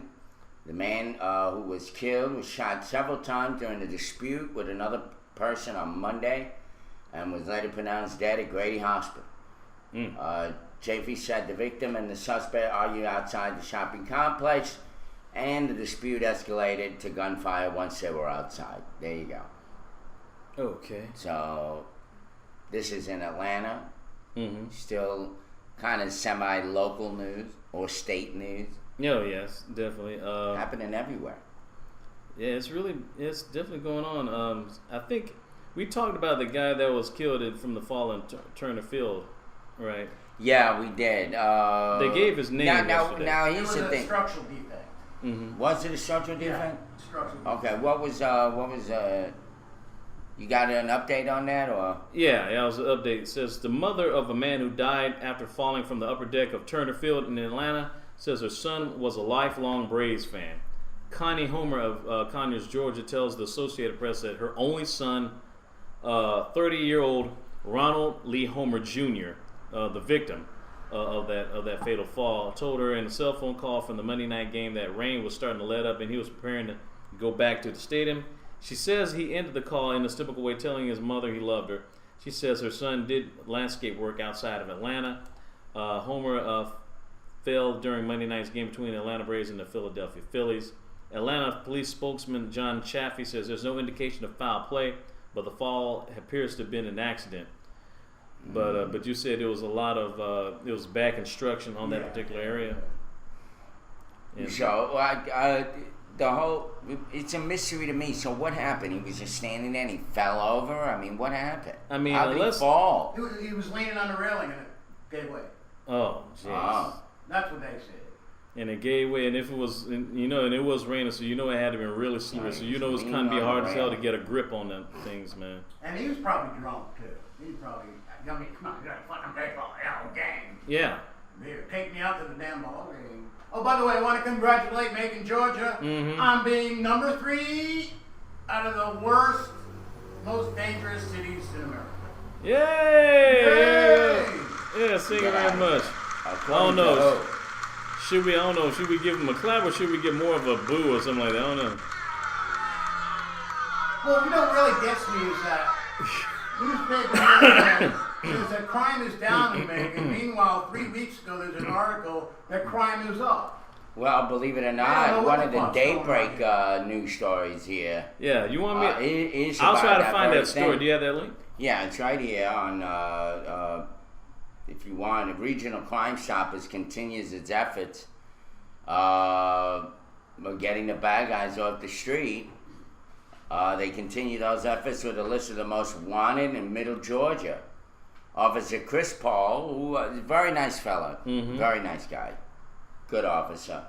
Stopped by Daybreak, so you can check Channel 41. I don't have the story; it has a video. Okay. But they say that the efforts are being done. I kind of believe it. Mayhem is making, as crazy as it is, it's still kind of very slow. Yeah, very. I mean, the only problem that we have really is not the amount of crime that goes on, it's the consistency of it. Yeah. You know, one here, one every day, two every day. I know it's really kind of bad. But going back to what Ed referring to said that, you know, we made the list on the 5 most dangerous cities in America. It says that the list focuses on property crimes, burglary, larceny, theft, and motor vehicle theft. And basically, population is north of 200. The list gathered data from the FBI's 2010 crime report and focused on metropolitan statistical areas, MSA, large cities with suburbs surrounding them, of populations north of 200,000. And it says the note of the list of all numbers are of per 100,000 residents. By the way, Macon Barman said that's a list from 2009. Oh, okay. Is that updated? Thank you, Macon Barman. Yeah. It is. Oh, okay. It may be listed. And welcome to our show. I'm sorry we haven't acknowledged you. You must be your first time on. But since no one hasn't said, Lager and Cam, good morning. You know what? I'm sorry, guys. Let's just say good morning to everybody. We got all these people on, and the least that we can do is say hello to our guests. Once again, on top, DS Photo Guy. You got Michelle Stacy, The Bean, and Hydroponic. Yeah. Acid DJ, Ashley34, ATT, Bunga, Leonidas, Lager and Camp, Lord of Lycans is here, Manny. Master Meatball, there he is. Folks, I think he's got a show of his own. Yeah. Nical 3000, Rocco, Sky Blue, Smell My Finger, Vorpa by 2, the old Vorpa by Zappa, Fancy Ketchup, Macon Barman, Tower of London, and Watchdog Gone. Watchdog Gone.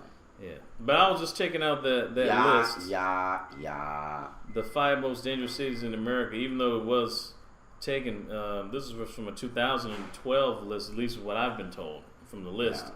The number Macon was number 3. Macon was number 3. Number 5 was Fayetteville, North Carolina. Number 4, San Antonio, Texas. And number 2 was actually a place I actually traveled like about 3 years ago. Myrtle Beach, South Carolina. It was for an appointment that I had. It's dangerous. Yeah, it says it's a popular tourist attraction. Estimated 14.6 million visitors each summer. It has 450 hotels and 120 golf courses. But it has a theft rate of 113 per 1,000. I was just gonna say, it's a theft rate, pickpocket, and all that shit. Mm-hmm. And Macon has a property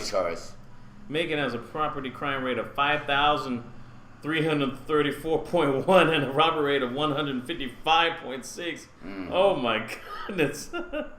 And over 25% of the population is below the poverty line. The probable influence on the high rate of theft. Duh, you think? And the number one dangerous city is Columbus, Georgia. Oh, bro. Woo! Oh, they my discovered goodness. it, huh? Yes. Columbus is home to 64% of the total population. It crosses between Georgia and Russell County in Alabama, so it overflows there. And it has a burglary rate of 18.8 per 1,000 residents. Woo! Boy, it's bad. What's making Georgia's biggest problem? Does it say it?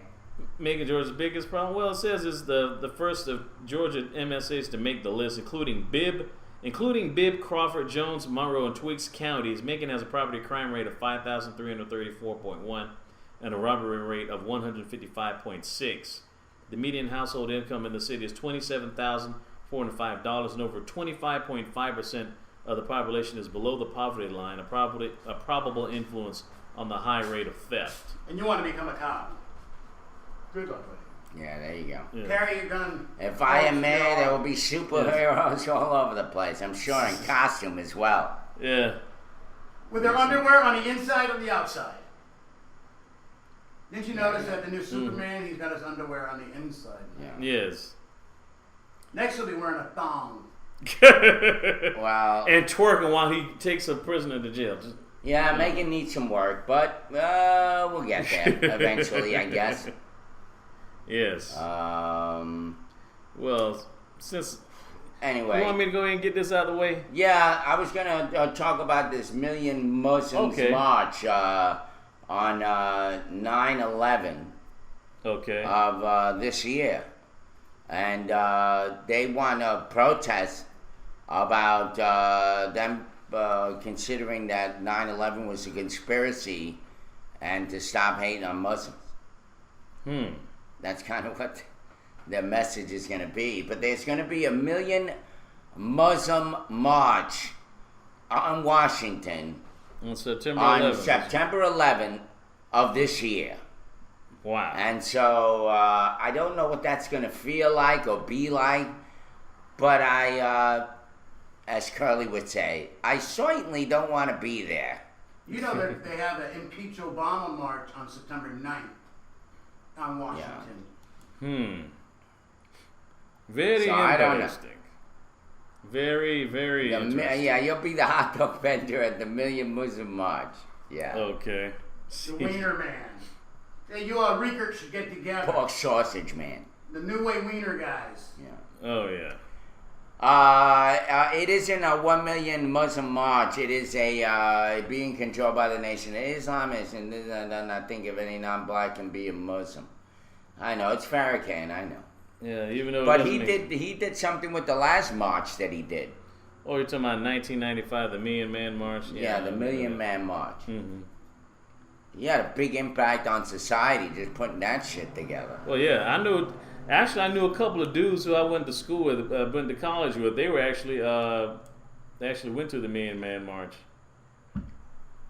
Knew a couple of dudes who actually went there. Well, we have a lot of Nation of Islam brothers right here in Macon, Georgia. Mm-hmm. Yes. And so they, and Anthony knows they're also part of the Peacekeepers. That's Peacekeepers, yeah. The Peacekeepers here in Macon, Georgia are being led by those that are part of the Nation of Islam. He's letting the Palestinians go. Mm-hmm. Okay. So, did I send it to you? No, not yet. Okay. Yeah, I like the Honorable Mr. Farrakhan says what it's like, and it is just like me. Yeah, well, and you listen, I'm a big fan of, believe it or not, of Malcolm X. Don't tell me that you understand until you hear the man. Son of the school guru rap game. Try to treat me like Coltrane insane. Don't believe the hype by Public Enemy 1988. Anyway. I don't know. All I'm saying is that it's kind of like a quasi-militant mindset. I mean, you really have to be kind of like, like an anarchist. Oh, no. See, they would say there was only 400,000 in Million Man March. I know, they skewed the numbers. The numbers. Yeah. See, that was, according to the guy who actually, according to a friend who actually went there, they said it was close to 2 million. I don't know where they got for. They always undercount. They always stuff. Exaggerate. You never know the truth. I mean, what are you going to stand there counting heads? Mm-hmm. Show me a satellite picture, maybe. Yeah. And then we can look down and see how many people are there. Yeah, that's true. And determine. But according to him, he said to me he was there. So I'm taking his word unless there's an update or something. But who knows? It's been almost 2 decades ago. But I'll go ahead and get this out of the way. No, we're not pro Nation of Islam. But there are specific areas like Farrakhan.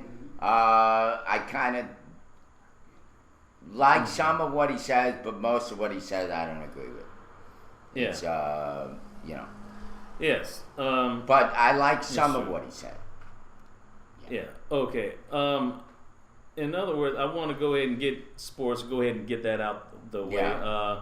Those who are in baseball, the scores we had the Washington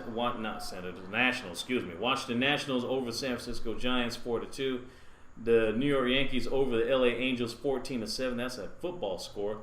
Boston has a marathon game. They beat the Toronto Blue Jays in extra innings. The score was 4-2 in 11 innings. Seattle over Tampa Bay Rays 5-4. Atlanta Braves beat the Phillies 3-1. Whew, at least some good news.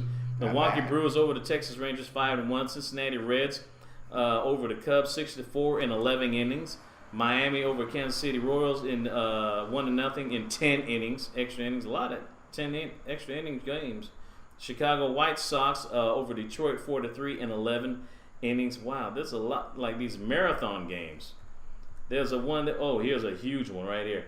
St. Louis Cardinals defeated the Pittsburgh Pirates in a marathon of a game, 4-3 in 14 innings. Marathon men. Oh yes, definitely, without a doubt. And those who want to get your fix on I Saw That Tower, whatever. There's going to be some preseason football games tomorrow, NFL preseason games tomorrow night. There's going to be a game, Philadelphia Eagles versus Carolina Panthers, Atlanta Falcons versus the Baltimore Ravens, the defending Super Bowl champions, Detroit Lions versus the Cleveland Browns, and San Diego Chargers versus the Chicago Bears.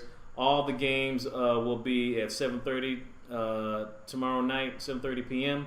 And the Chicago Bears San Diego game will be on at 8 o'clock p.m. tomorrow night on ESPN. Check The Bears. Yes, the Bears. And that's pretty much all I have. That's it? For no hockey? Hockey's not back yet? Well, no. Well, there are some news about some guy, Teemu Selanne, met with Ducks GM. According to the report, he may be playing for the Anaheim Mighty Ducks in hockey. So, who knows? The Mighty Ducks. Yeah.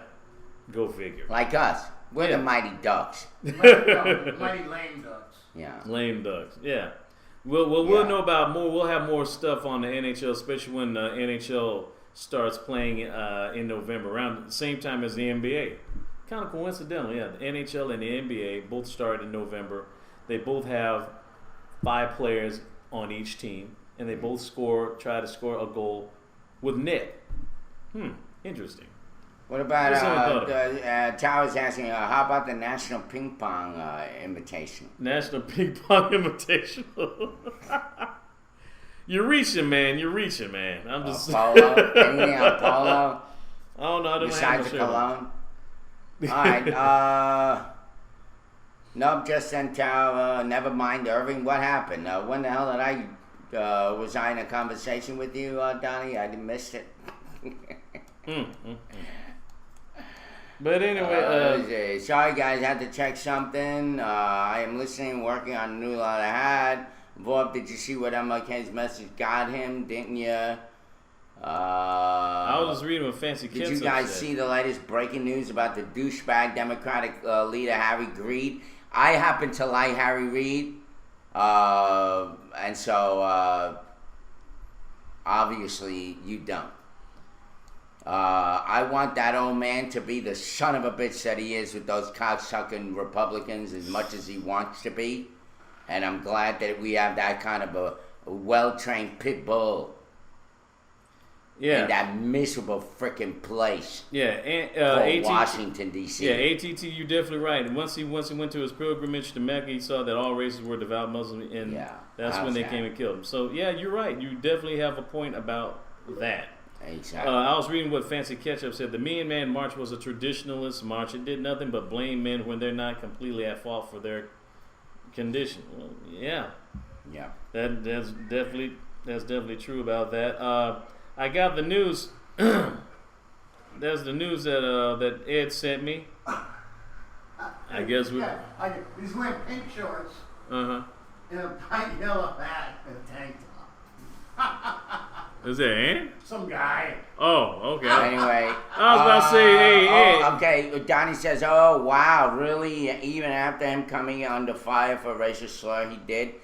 Look at how everybody was defending Paula Dean. Mm-hmm. Where are those people defending Mr. Reid? Oh, like, wasn't some people defending Miss Paula Dean? Harry Reid. Racial slurs. Well, they threw that out. Now all of a sudden it's out of... well, first of all, this guy, Mr. Reid, is holding...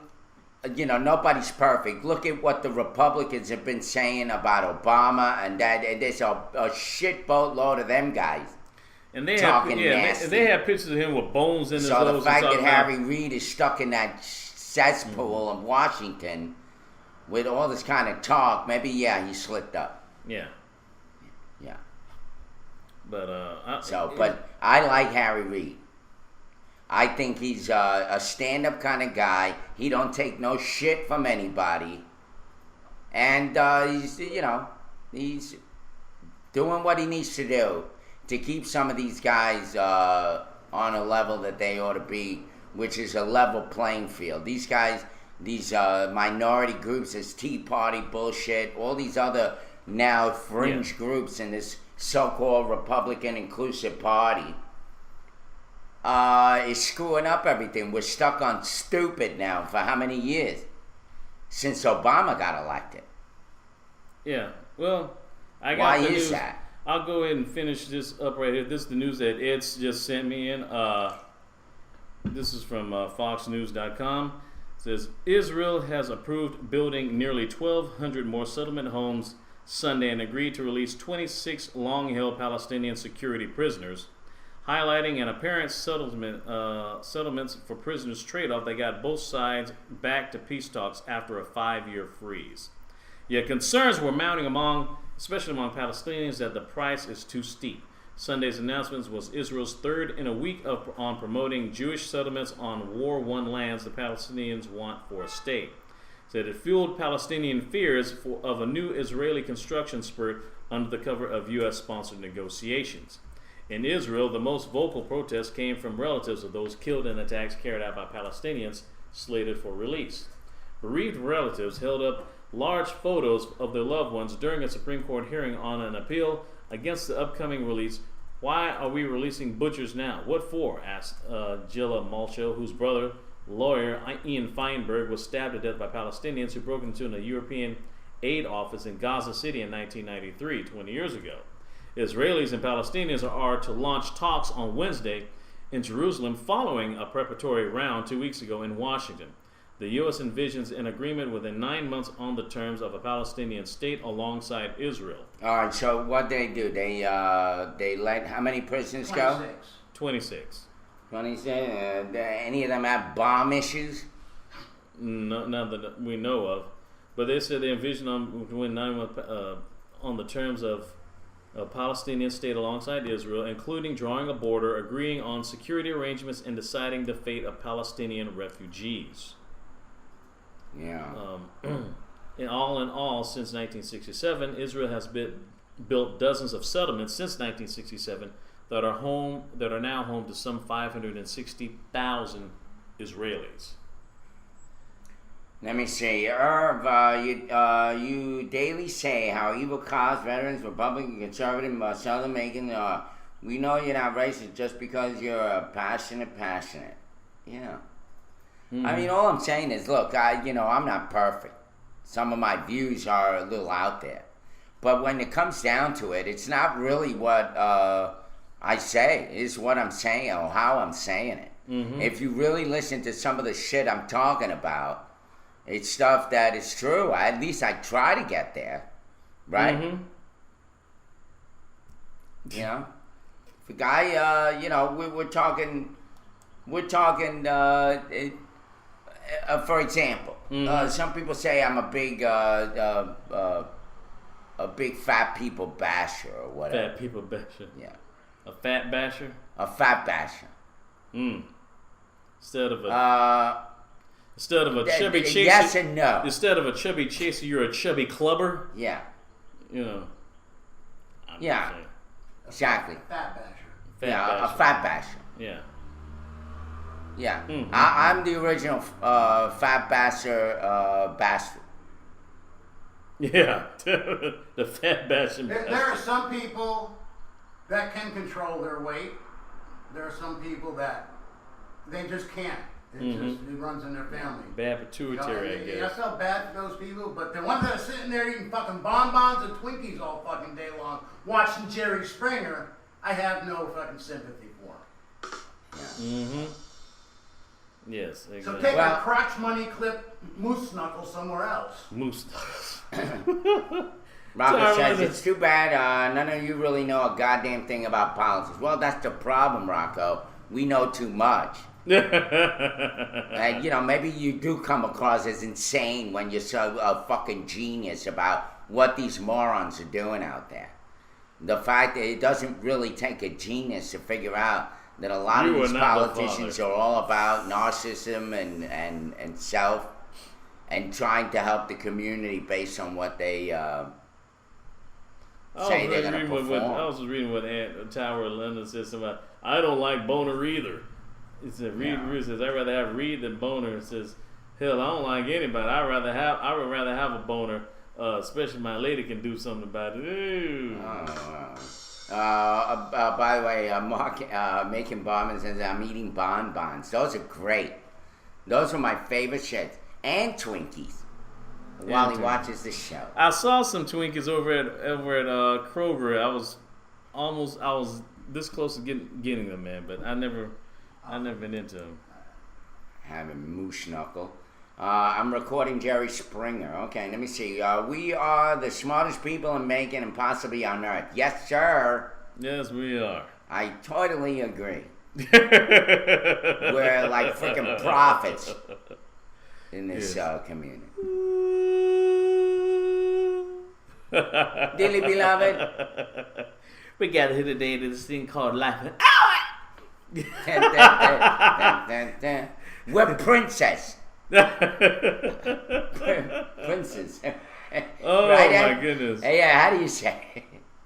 We're a bunch of princesses. I just heard something. I just got a bunch of pricks. Yeah, I just watched something right here. This is from John Rickerson. It sent me. John Rickerson, somebody, I guess from Macon Telegraph, somebody had something that photos of John Rickerson's post of designing Macon. Something like a what? De-signing Macon, excuse me. All the fucking signs that are in all the wrong places. Oh, yeah. Especially Rickers. Looking for signs and all the wrong. Now they're bitching about Anthony's sign. Oh, my goodness. Posting up signs in all the wrong places. And they say you need to put your shirt back on when you're standing out. Yeah, they're getting horny on your titties. No, you're scaring them. Yeah, you're scaring them. Scaring them with your testosterone. Well, John Ricketson emailed them, and you wrote him back. So what the hell was the conversation about? Yeah, here's the story right here. He says it right here. He says, Anthony Harris got indignant last week about how I said all of the candidates put their personal gain in front of the interests of the citizens. I have taken several photos of his signs literally in the row. Here is one of Northside Drive, and you can actually see that the row markers beyond the fire hydrant. What a hypocrite! Anyway. Oh, this is funny. So I sent him a heads up because that was that's awesome. Ed discovered it. Ed showed it to me, and I said, "Oh shit, I'm gonna say I don't think Anthony's seen this." And I sent it to Anthony, and I said, "Just get your ducks in a row." Because basically they're talking about some marker on there, Anthony. If you take a look at the picture, there's some stupid ass marker that they put. The sign has to go like from that marker back or something. Yeah, that marker back. Ugh, man, what? That's from hydroponic. Yeah. Oh, geez, man. Kind of look like a caricature. Yeah, you look like a Vulcan. Yeah. Maybe Schwartz be with you. And he looked like doggone Groucho Marx on acid or something. Yeah. Like, jeez. No, he looks like Groucho Marx while you're on acid. Yeah, if I get any closer, you're going to be behind me. Yeah. Anyway, so, wow. Anyway, Eddie Munster. Eddie Munster. Yeah, that's true. Look at that. A black Eddie Munster.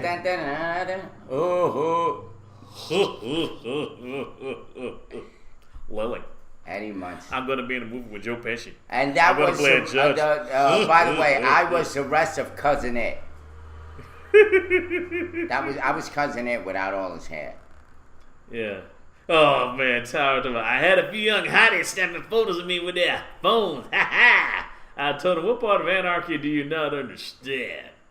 I made him feel like a fool. So now I know why you trying to get the young female vote, huh? Mm-hmm.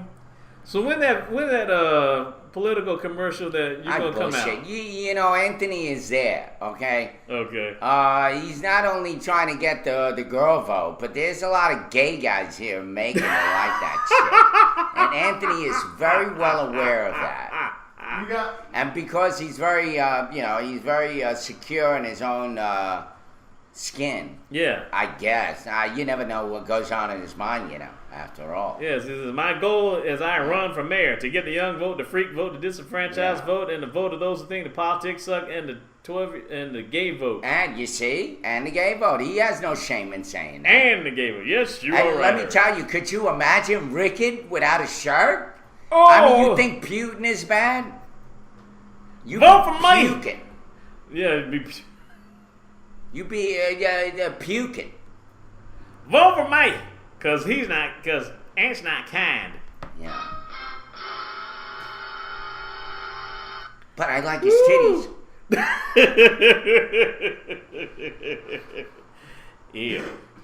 Yeah, TMI. Those hot, sweaty muscles. Anyway. TMI, Irv. TMI. Well, what do you know, man? It's look at the time. It's 10:05. Oh, it's 10:05. It is simple makings, the original rock and roll town. What do rockets do? Perform with their shirts on.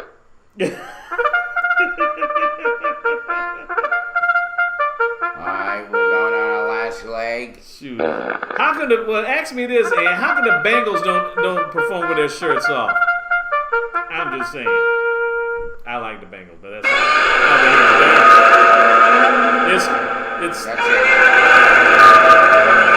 it's 10:06 a.m. watching the morning roast live at the Doghouse. We'll be right back, sir. Thank you. Okay. And, So what do y'all think about that? You think marijuana should be legalized? yeah, man, I think it should be legalized, isn't that right? Yeah, man, I think it should be legalized, man. Yeah. You know. Should be like we should have it legal. Huh? Like alcohol. Yeah. I mean, fuck, man, you can smoke as much weed as you can, and you ain't gonna get like you are when you're drunk. Yeah, you're just gonna have the munchies You're and just go gonna to drive sleep. slower and wait for the stop sign to turn green. Yeah. And try to smoke the light.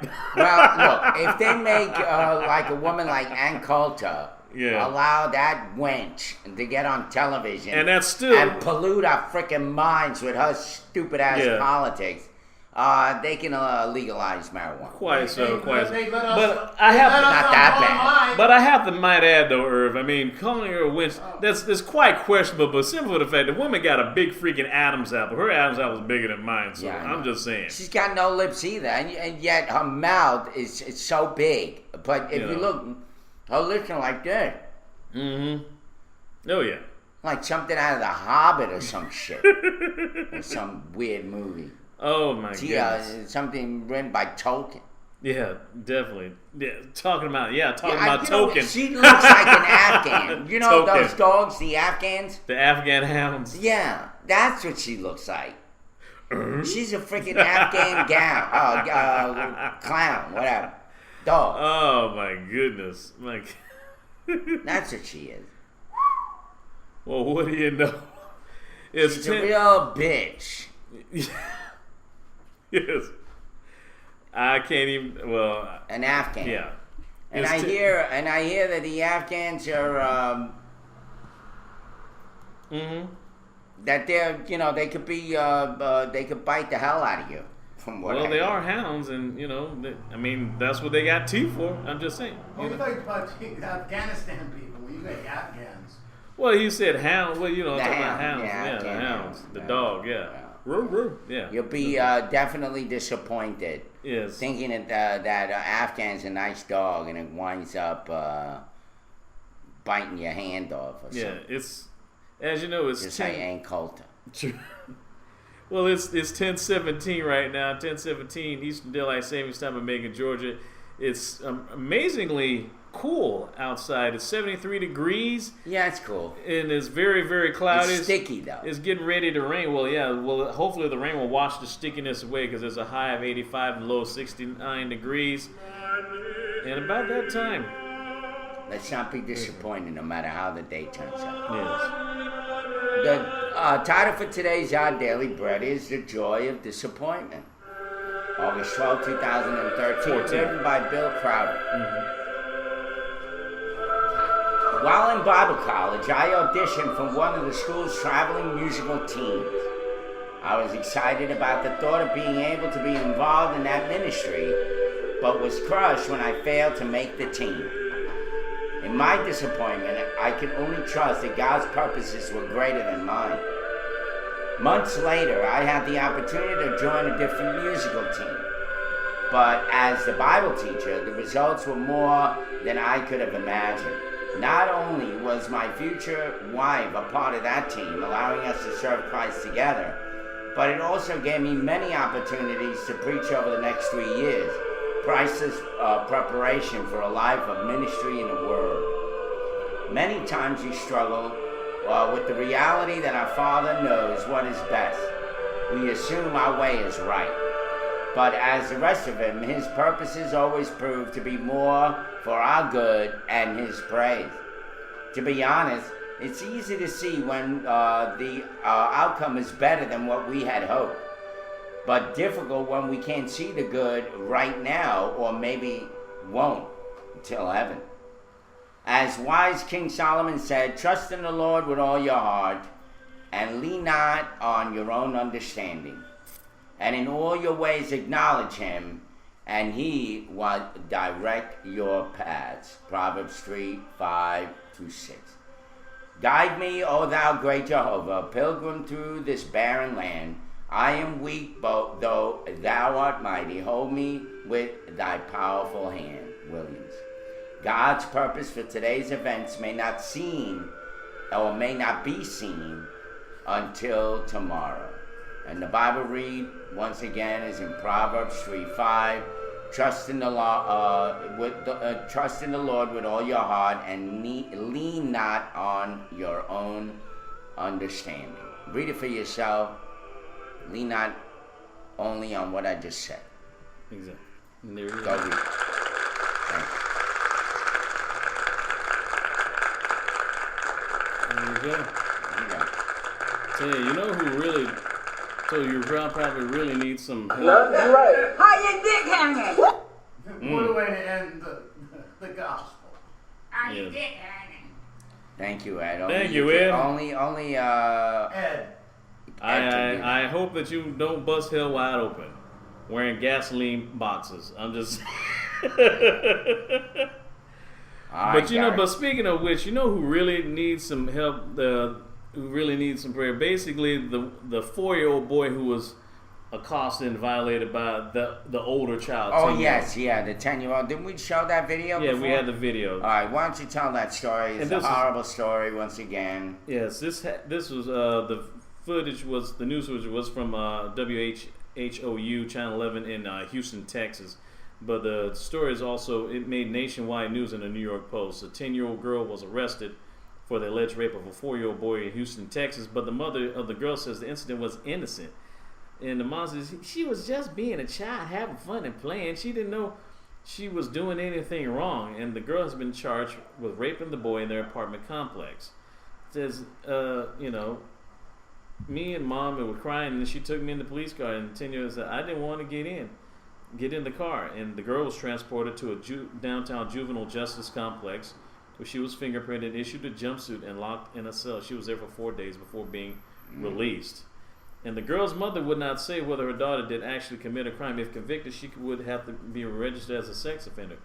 And she says, I'm not saying that she did, and I'm not saying she did, but she's still a child. All right, well, and here's the thing. One of the things that you're taught as a CASAC, as a teen counselor, is that when they're acting out, it's because they're carrying some form of guilt or some issue that's underlying, and they act out. That's when they behave badly, may make bad decisions, whatever. You have to consider what the hell kind of trauma that this kid had, that she's able to act out on it by doing it to some other little child. Yeah, that's when, and it may have been about the time when that little child the 10-year-old, Yeah. was the same age as the child that she molested or whatever. The younger child was Yeah. the younger child was 4. She was Right, 10. that's what I mean. And she was 10. But maybe the 10-year-old's problem occurred around the time when she was that little girl's age. Mm-hmm. Yeah, that's possible. But the question is, what would be there to? Was it another? But if that child, the older one, was who did the misdeed toward that younger one, where did she get it? Did she get it from an older child, another older child, or a teenager? Well, that's the problem. Or There's her an mom, underlying. or There's her another. The kid doesn't go boyfriend. from where did it learn its sexual. Where did it come from? Yeah. And why is that child acting out in that way? Mm-hmm. Is the issue. Yeah. I mean, and that needs to be looked at. And a lot of times you'll find that even guys that are pedophiles and all that shit, they were molested as little kids. Mm-hmm. What happens is they stay kind of stunted in that age. And so they think and they consider other like 8, 9, 10-year-olds that when they were molested to be okay to have sex with. I mean, that's how perverted that whole mindset becomes. Yeah, I know Megan Bartman says, she may have saw mimicking something she saw on TV or a movie, but what movie though? I mean, unless it was on Showtime or something like that. And I know, yes, Megan Bartman says she's 10 for crying out loud. Yeah, and the child is 4 for crying out loud. But what really gets my goat about this, and which was really talked about when BMV.com talks about it, the mom says she was having fun being a child. It's just like horseplay. Horseplay is like when you like splashing in a pool. This was not horseplay. No, this is is not horseplay. This is But my question is, Mm-hmm. a 4-year-old can get an erection? Of course. No. That wasn't the issue, Ed. Whether the 4-year-old got an erection. It's about the girl 10-year-old raped the boy, attacking the boy. So why is she raped? What joy could she have out of it? That's still bug. That's still what I bug. say. 4-year-old can't get an erection. So what the hell was she doing? I have no idea. But the thing is, somebody has to ask the mom. Which Mr. Sideways 8 from Black Men Vent message board says, one of the first things your parents teach you is not let anybody touch your privacy, or don't you touch anybody's either. A 10-year-old should know that. If not, then the fault falls on the parents. Right. And he says, forget making excuses for it. 2 10-year-olds fooling around would be bad enough, but an older child taking advantage of a younger child, a 4-year-old, really is indefensible by any stretch. Now we have to ask, how did she even learn what to do? I mean, if the genders of the children were reversed, I doubt the media would be trying to put an innocent spin on the story like, he was just being around, he was just, he would definitely be put under the jailhouse. Forget juvie. If that would have been a 10-year-old boy over. Before we go there, let's stick to the subject of this child, because the problem is everybody tries to justify or make excuses for bad behavior, but in fact, this is a 10-year-old child, and we have to consider it's on a level where it's still kind of fuzzy, the difference between right and wrong. Mm-hmm. And I'm not excusing it. It's just it needs to be considered why this child is acting out. It's obvious the child must have been sexually violated very young, and it reacted to that trauma in this way. Mm-hmm. Not that every person who's been molested and all that goes around molesting others, but it does do damage, for sure. Yeah, even Classic said that she should have known better unless she was abused before herself. Yeah. Not to be creepy, just to be honest, has gotten one before. Yeah. Anyway. Thank you, Anthony. Yes. I mean. Anyway, she should have known better unless she was abused before. She says, "Why don't we want to talk about government issues and let's start talking about kids getting woodies?" This show is half bubble off. Yeah, I agree. Mm-hmm. Well, I don't know. I didn't bring up the that issue. I'm talking about the concern that we ought to all have as parents. Anybody that's a parent out there, I'm certainly not. But to think about these issues. We had this girl that was just taken, and the parents were killed, right? The mother and the brother. I mean, these issues are real, folks. Yes. And they're relevant to what the hell's going on today. I mean, it's just really bad. And the thing, and here's what was Hero Unsung from the message board of BMV. It says, at 10, I never even dared to stare at other girls inappropriately. This is a lack of parenting.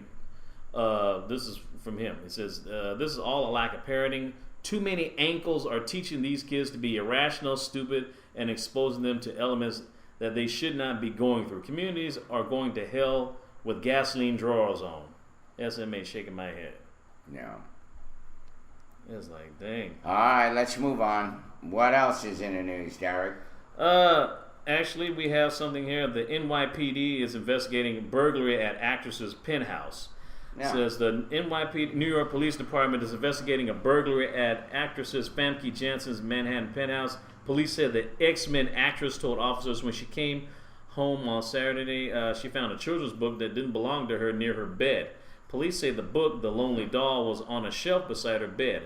Damn. It is about a doll that wants to play with someone and is befriended by 2 teddy bears.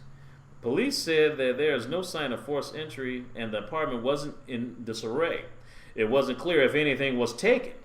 Jansen told authorities she's the only one with access to her penthouse, and police say the investigation into the burglary will be continuing. Jansen, as you know, she plays the telepath Jean Grey in the X-Men's movie franchise. She also played a Bond girl in the movie GoldenEye opposite what do you think the message of that person that broke into her apartment is sending her? He's obviously sending her a message. The book is about a doll that wants to play with some 2 teddy bears. A big teddy bear, yeah. With 2 teddy bears. I mean, he wants to have a threesome or something? Or she's like one... Oh, it's 2 teddy bears. Yeah, 2 teddy bears. Yeah, that's what I'm saying. Does she want to have a threesome? Is it trying to get her to do a threesome or something? Like, there you go. I thought it was something more innocent and more loving than that, but I didn't realize it was 2 teddy bears. Gee, man, Famke, I don't know about you, but if you happen to be watching, I think you may want to check out Match.com or eHarmony.com or something to find some. if you're single, that is. Yeah, well, that's funny. All right, yeah. Well, that is something you don't hear every day, right there. Yeah, that was New York police. By the way, that stop and frisk law was voted unconstitutional. They stopped it for now. Of course, Mayor Dunberg and all his other dodo birds in New York are in an uproar about it. They say, how dare you, crime is down. But the reason is because they were targeting 86% of the targets were black and Hispanic or Latino. And it was they were being profiled. Right. That's the bottom line. So at least maybe it was a good technique for somewhat, but also what happened was statistically, it didn't really stop many people at all. As a matter of fact, the bigger statistic was that the people that they shot were innocent. Right. And it only produced less than 1%, discovering people that were breaking the law otherwise. Jeez Louise. Less than 1%. That's messed up. So, it wasn't doing anything other than just mayhem in New York, so I'm glad that's over. Yeah, that's true. I do have something, at least something good, or at least historical. U.S. Representative John Lewis is paying homage to a 1950s comic book and telling his life story in a graphic novel called March, Book 1. The Georgia Democrat says his discovery of the 1957 comic book, Martin Luther King and the Montgomery Story, propelled him into the Civil Rights Movement and ultimately into Congress. His book, published by Top Shelf, was released yesterday. It was co-written by Andrew Aiden and illustrated by Nate Powell. Representative Lewis says the first volume of the trilogy focuses on his early life through his first meeting with Martin Luther King Jr., lunch counter sit-ins, and the civil rights protests in Nashville, Tennessee. Representative Lewis was severely beaten while marching for voting rights during his years as a freedom rider and a civil rights leader in the 1960s. Moore reported this from Philadelphia. So basically, he has a graphic novel, and I guess this is coming in just in time for the 50th anniversary of the 1963 March on Washington, which will be he's one of our sometime next week. senators, ain't he? Yes, he's one of our senators. It was He was the one that was trampled on and almost killed on a bridge or something. Yes, he was. Yes, he was killed on the bridge. Stepped on his head. Mm-hmm. Matter of fact, it'll be 2 weeks. It'll be 2 weeks ago from today. Matter of fact, will be the 50th anniversary of the March on Washington. Hey, we got August an 28th. anniversary coming up. Oh yes, We gotta have a party here on the show. most definitely. Get Anton here too. Yes, definitely. Of Yes, course. we're having our first. Well, put him in the middle. Yeah, definitely The in the middle middle. finger. Yes. That is true. Thanks for reminding me. September 10th will be the 1 year anniversary of the morning roast. Yep. And we hopefully will have a lot of people watching. So to all your people who watching us from Vaughn Live or the Ustream or YouTube or Daily Motion or Derek's gonna Facebook. twerk for you. Yeah. Well, I don't know about all that. I don't know if I'm equipped enough to do that. Eve, do you We're think gonna you'll have waste your coffee. you think you have your needlepoint work done by then, Plastic? We can have it up. Yeah, because that'd be really good. Year People, anniversary. yeah, we'd be able. Yeah, that'd be really nice to have it on our first year anniversary. Eve's been working on a beautiful quilt, kind of, what do they call needle. Yeah. I'll show it. There you go. September 10th. Yeah, September 10th. September 10th. Mm-hmm. And we want to go on the air with having that behind us. Kind of our first inaugural show. If you guys want to know what the hell I'm talking about, get on your my Facebook and see the picture. Right, ATT to celebrate the first year anniversary, you should cast from outside while having a cookout with lots of people there. Hey, yeah, we can get walkers as guest hosts off the street. The guys that are selling weed around the corner to come on and say, oh man, the making police to come around sneaking around here. Yeah, like you want more. You know? And get Bo over here and my neighbors. Yeah, I wish would have had the guy who used to have that restaurant, that diner. Oh yeah, he's gone. That'd been really nice. Yeah, remember Ashley, guys? He brought us breakfast one day. It was really cool. The Last Supper. Yeah, that was the Last Supper. Yeah, the Last Supper. Yeah. He was gone next week. Thank you, Ed. That was the Last Supper. He's gone. Mm-hmm. Wow. One day I'm looking and I see all the stoves and all that shit behind it. He's on Mount Pelier now. Yeah, he ran off. Didn't pay his rent. Wow, what do you know, man? Shit happened. It really does.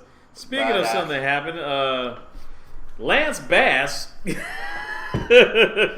Lance Big Ass Bass. Yes, former NSYNC singer Lance Bass and New York Knicks forward Amare Stoudemire will be among the list of judges for next month's Miss America pageant in Atlantic City.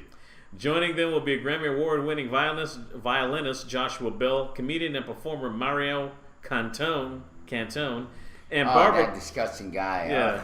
And Barbara Corcoran, an investor from ABC's entrepreneurial competition show Shark Tank. Man, what's up with those shark themes, man?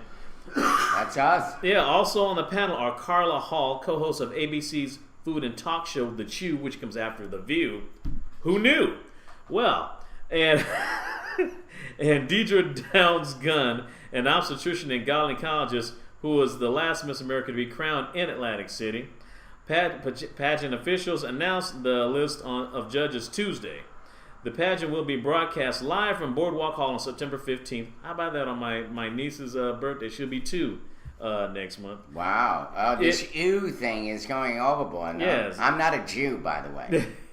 It had been held in Las well. Vegas. It had been held in Las Vegas in the past 6 years before returning to New Jersey. So this upcoming Miss America pageant will be next month in Atlantic City in New Jersey.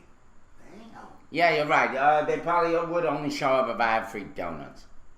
They're still talking about us partying over here. Yeah. ATG said, vote Anthony free food next week. Hosting is Ed Irvin. Derek, bring your own booze, but the food is free. Yeah. And man, it says cops only show up if Irv had free donuts if they have to pay for the food. Forget it. The boys in black and blue. Yeah. Wow. Talking about happy birthday. Speaking of that, They probably would attend my function, of course. Yeah. They'd be buzzing around. Your dysfunction. Mm-hmm. So. Speaking of birthdays, we have some Oh, we have celebrity birthdays today. And of we course. we got a mother load of celebrity ones. Those Who are died? Somebody died. not that many who died. Who died? Somebody just died, yeah. Oh yeah, Edie Gourmet. Yeah. Oh, that's right, Edie Gourmet. Edie Gourmet, famous singer and actress. She was also the longtime wife of And a Jewish woman. yes, and longtime wife of Steve Lawrence, who used to be a guest on the Carabinet show. She died recently at the age of 84. So rest in peace, Miss Edie Gourmet. You're a very, very talented lady. Yeah, she was pretty. He was prettier. Anyway, I'm sorry. Go ahead. So Edie Gourmet is dead. Yes, yes. Rest 84. in peace. She was 84, not 94. 84. Yeah. She had a great voice. Yeah, really good voice. Speaking of which, we have some birthdays for August 14th, celebrity birthdays. Number one on the list, Mila Kunis, the actress. This. Who the fuck are these? Who the Couple hell? of people that we know. Yeah. Okay. Mila, It's like Mila boring. Kunis. She played the girlfriend of Ashton Kutcher on That 70s Show, and she's the voice of Meg on that Family Guy. And actually, which is kind of ironic because she's actually dating Ashton Kutcher in real life now. She turns 30 years old today. Wow. Also, a very happy birthday to the very lovely Halle Berry, who rose to fame as Storm in X-Men. Yeah, Oh, Miss Derek's got a Ken. boner. Okay. And also, She's the next Elizabeth Taylor. Yeah, married 20 times. yeah, she won the Academy Award for Best Lead Actress in a Role in Monsters Ball in 2002, making her the first African-American woman to win Academy Award for Best Actress. Tim Tebow, NFL quarterback, selected by the Denver Broncos in 2010 NFL Draft from University of Florida. He's the one that T-boned that girl? Oh, no. I'm sorry. That's a whole other I'm sorry. quarterback. Got You it. talking about Bill Roethlisberger? Yeah, Tim Tebow is his birthday. Also, he turns 26. Yeah. And WWE superstar Kofi Kingston, bro, that held the International Championship, United States Championship, and Tag Team title. Damn. He turns 32 years old Do today. that again, Derek. Boom, boom, boom. Kofi Kingston, Yeah. 32 years old today. His birth. Hello. Happy 32. Also, another. Look at her Oh, Yes. with the twins. You know, I swear to you, that picture looks like I'm really like that. I had a jacket that color with a shirt on just like that. There's a lot of famous people whose birthdays today on August 14th. Irving Magic Johnson. Yeah, baby. Five-time NBA champion, Hall of Fame player who was diagnosed with HIV positive back in 1991. Boy, still going. Yes, he's still going, still healthy. He's turns 54 years old today. Yeah. Steve Martin, the wild and crazy guy, who was named the 6th greatest stand-up comic Yeah. and became known for his roles in The Jerk and Father of the Bride. And he turns 68 He years stopped being funny a long time ago. Yeah, well, to some, I guess to some. I extent. mean, you know, whatever. Yeah, you know, People like him. He's like Yeah. a curmudgeon, gold comedian. Play the old guy, the Yeah, grumpy old and, guy. Well, he's getting up there. He turned 68 years old Yeah. today. Wow. 68. Preston Lacey, stuntman and actor, part of the Jackass crew from MTV. He's 44. Susan Olsen, former child actress, who best known as Cindy Brady on the Brady Bunch, the youngest one with the hair of curls. Oh. She turns 52 years old. Is he Wow. related to this twins? Damn. Mary and Kate? No, I don't think so. Oh, No. okay. Yeah, she Does turns. she still wear those weird pigtails that she used to wear? No, not anymore. David Crosby, mustache member of Crosby, Stills, Nash and Young. Father of like 20 kids? Yeah, and he turns 72. Yeah. Spencer Pratt, he plays TV personality disliked by many, especially Lauren Conrad on the MTV show The Hills, is 30 years old. Catherine Bell, American actress, noted for a starring role in the Lifetime television series Army Wives, and also played the hot Marine lawyer from the TV show Jag. She turns 45. Doc Holliday was born on this day in Yeah. 1851. He died in 1887. He was the Wild West dentist who took part in the gunfight at the OK Corral, who died of TB. Also, let's see, Gary Larson, satirical cartoonist, best known for creating the comic strip The Far Side. The Far Side. The Far Side. Yeah, he turned 60. He's great. He turned 63. He's still alive? Yeah, he's 63. Danielle Steele, author of more than 50 best-selling romance novels. She turned 66. Here's little girls all grown up now. Yes, very grown up. Yes. Very grown. Which one do you think is Well, they pretty? are. I like the blonde one. Yeah. Maybe it's the color. I don't They're know. fucking twins, Irv. I know, but the blonde one looks pretty. Mm-hmm. The other one looks a little bit more skinny, leathered. That's all right. They'll get into meth and fuck their lives up. Okay. Susan St. James, the TV detective who played opposite Rock Hudson in Macmillan and Wife. Susan St. James, she turned 67. Oh, Lord. Marcia Gay Harden, Academy Award-winning actress, best known for roles in Space Cowboys 2000, Invisible 2007, and Flubber 1997. She turns 54. James Horner, film composer, who created one of the most successful soundtracks of all time with his original Titanic score, and also did other soundtracks like for the Civil War movie Glory. Yes, Yeah. I remember that. That was also a good movie, Oscar-winning movie as well. He turned 60 years old. And let's see, Jennifer Flavin, stunning model, best known as the wife of Sylvester Stallone. She's 45. Antonio Vargas, how about that? Haven't heard that one. Best known for his roles as Huggy Bear, Starsky and Hutch, and show appearances on Good Times and Sanford and Son. He's 67 years old. And last but not least, let's see, Jack Hay Harry, Golden Globe nominated actress for the TV roles 227. She played Sandra on 227 Mary. She's 57. 57 years old. Well, there you have it. Everybody else doesn't look familiar. Yeah, that's pretty much all the famous ones that I know of. Anyway. Happy birthday. Yes. Anybody out there's birthday, happy birthday. If not, whatever. Yeah, happy birthday to all the Happy sperm. hump day. To all the sperm that won on this day in history. Yes, indeed. Matter of fact, yeah. Happy hump day. There you go. Oh, yeah, I forgot about Lynn Cheney. She's the author and historian and also the wife of Vice President Dick Cheney. Oh. Happy birthday. Yeah, she's married to that. That was funny. That was great. She's married. Don't That's get shooting. Don't go hunting with your husband. I'm just saying. If Lynn Cheney was like a character, rather her father Dick Cheney was a character. They call him Darth Vader or something, right? Yeah. What? But if he was a character in a super sci-fi movie in a comic book. What would you call him? What, the Penguin? Yeah, I guess you just answered my question. What the hell? That's fabulous. I didn't. That's hydroponic. That's his picture. Hydroponic? Did you send that? That's fabulous. Wow. Thank you. That's like a work of art. Could we save that somewhere? Yeah, definitely. Yeah, I gotta. How do I get that picture? I guess Ed send it. Yeah, that is. I like it. 1977 Morning Roast. Yeah, cyborg. Yeah, you're right, Manny. He's a freaking cyborg. Crazy, man. Crazy. You know? Let's see. What? Oh, yeah. We have trending now. Let's do trending. There, I sent it to you in a message. Thank you. Cool. Thanks, Ed. We have trending now for all the top 10 stories and topics that have been checked on the search engine Yahoo.com.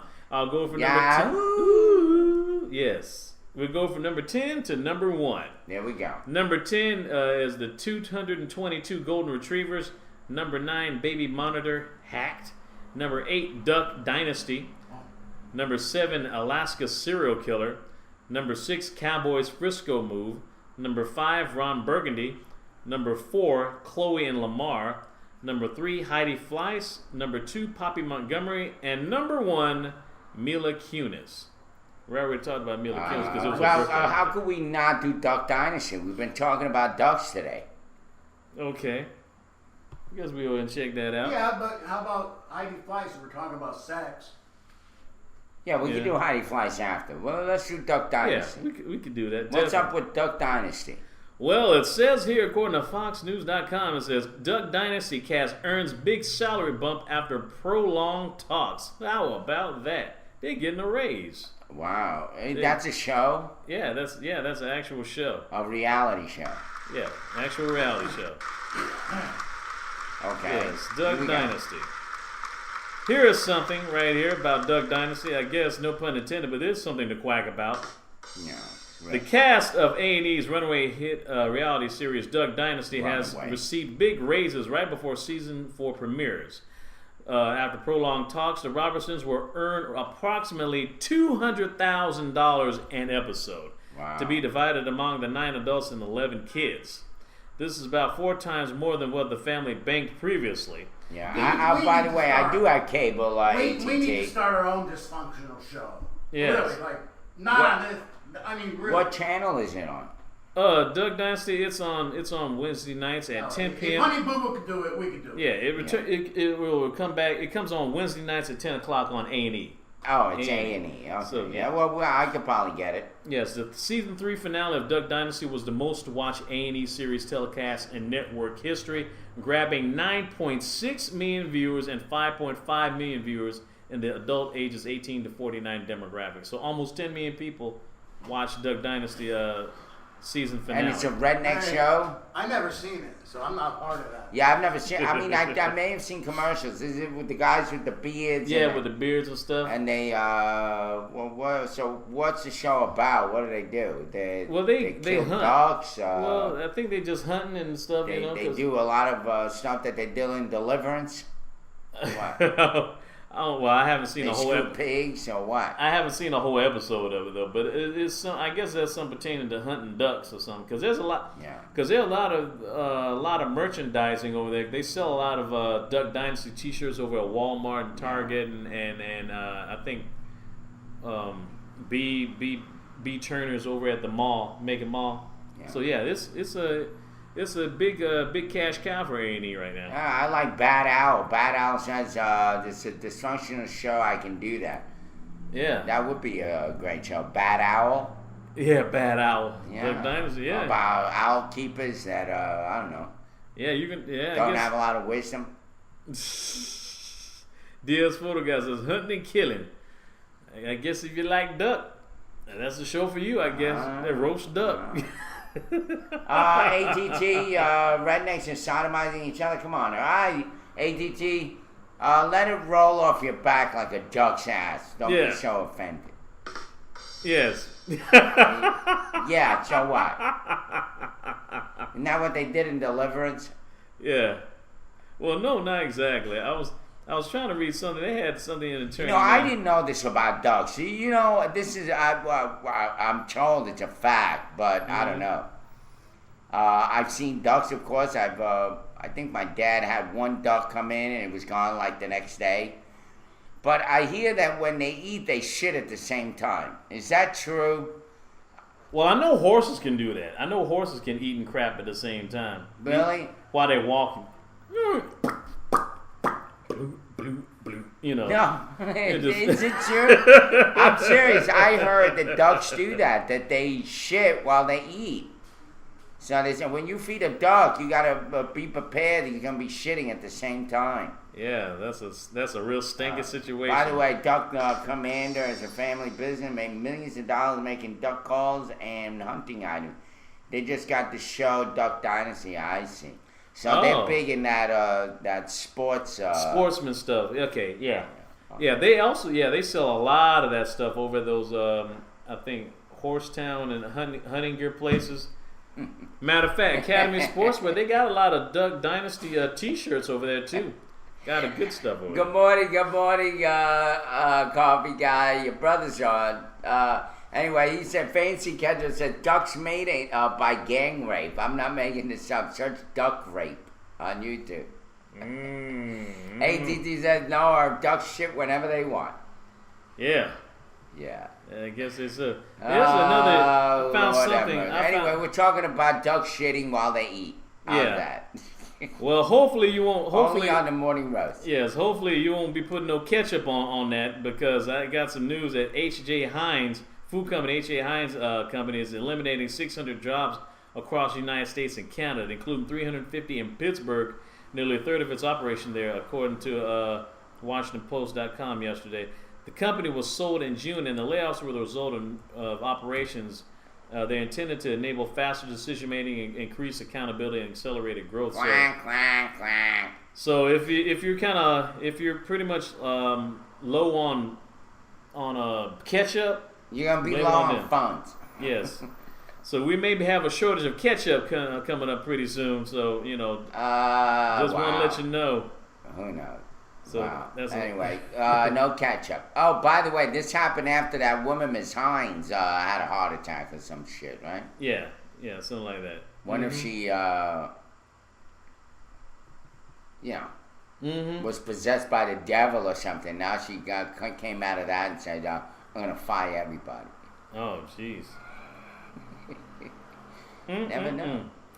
Well, they are billionaires and Democrat. Yeah, I know. Yeah, see, I wish I could get some doggone stock of some Heinz ketchup. You know how much ketchup they go through at McDonald's and Burger King?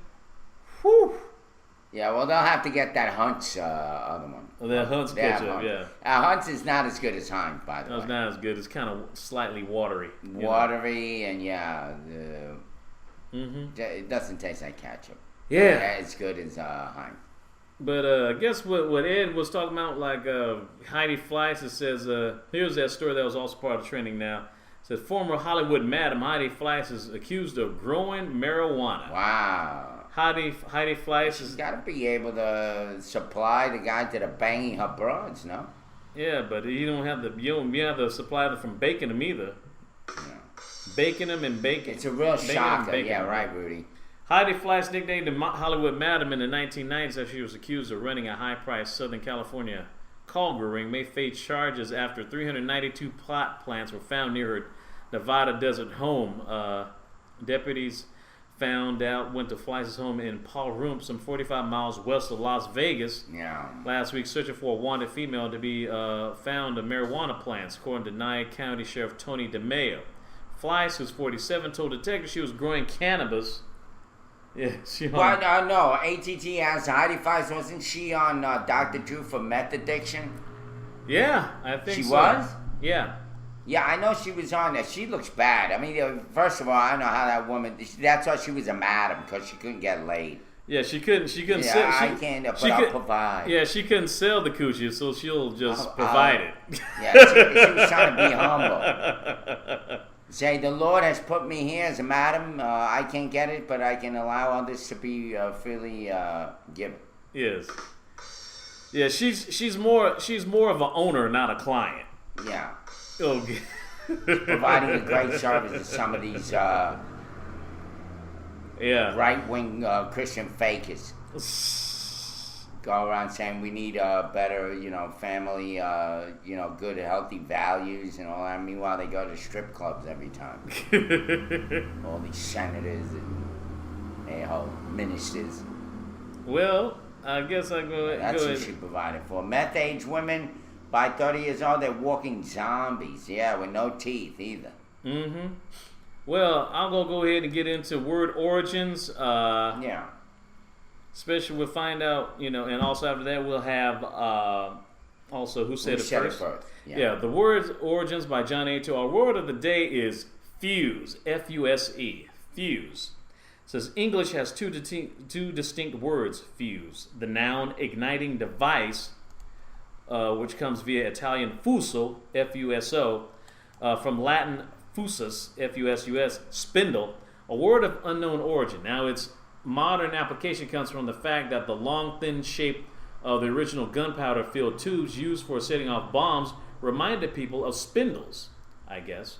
And the vulgar Latin diminutive form of fusus, fusellus, gave French fuseau, spindle, which is the ultimate source of the English fuselage, etymologically something shaped like a spindle.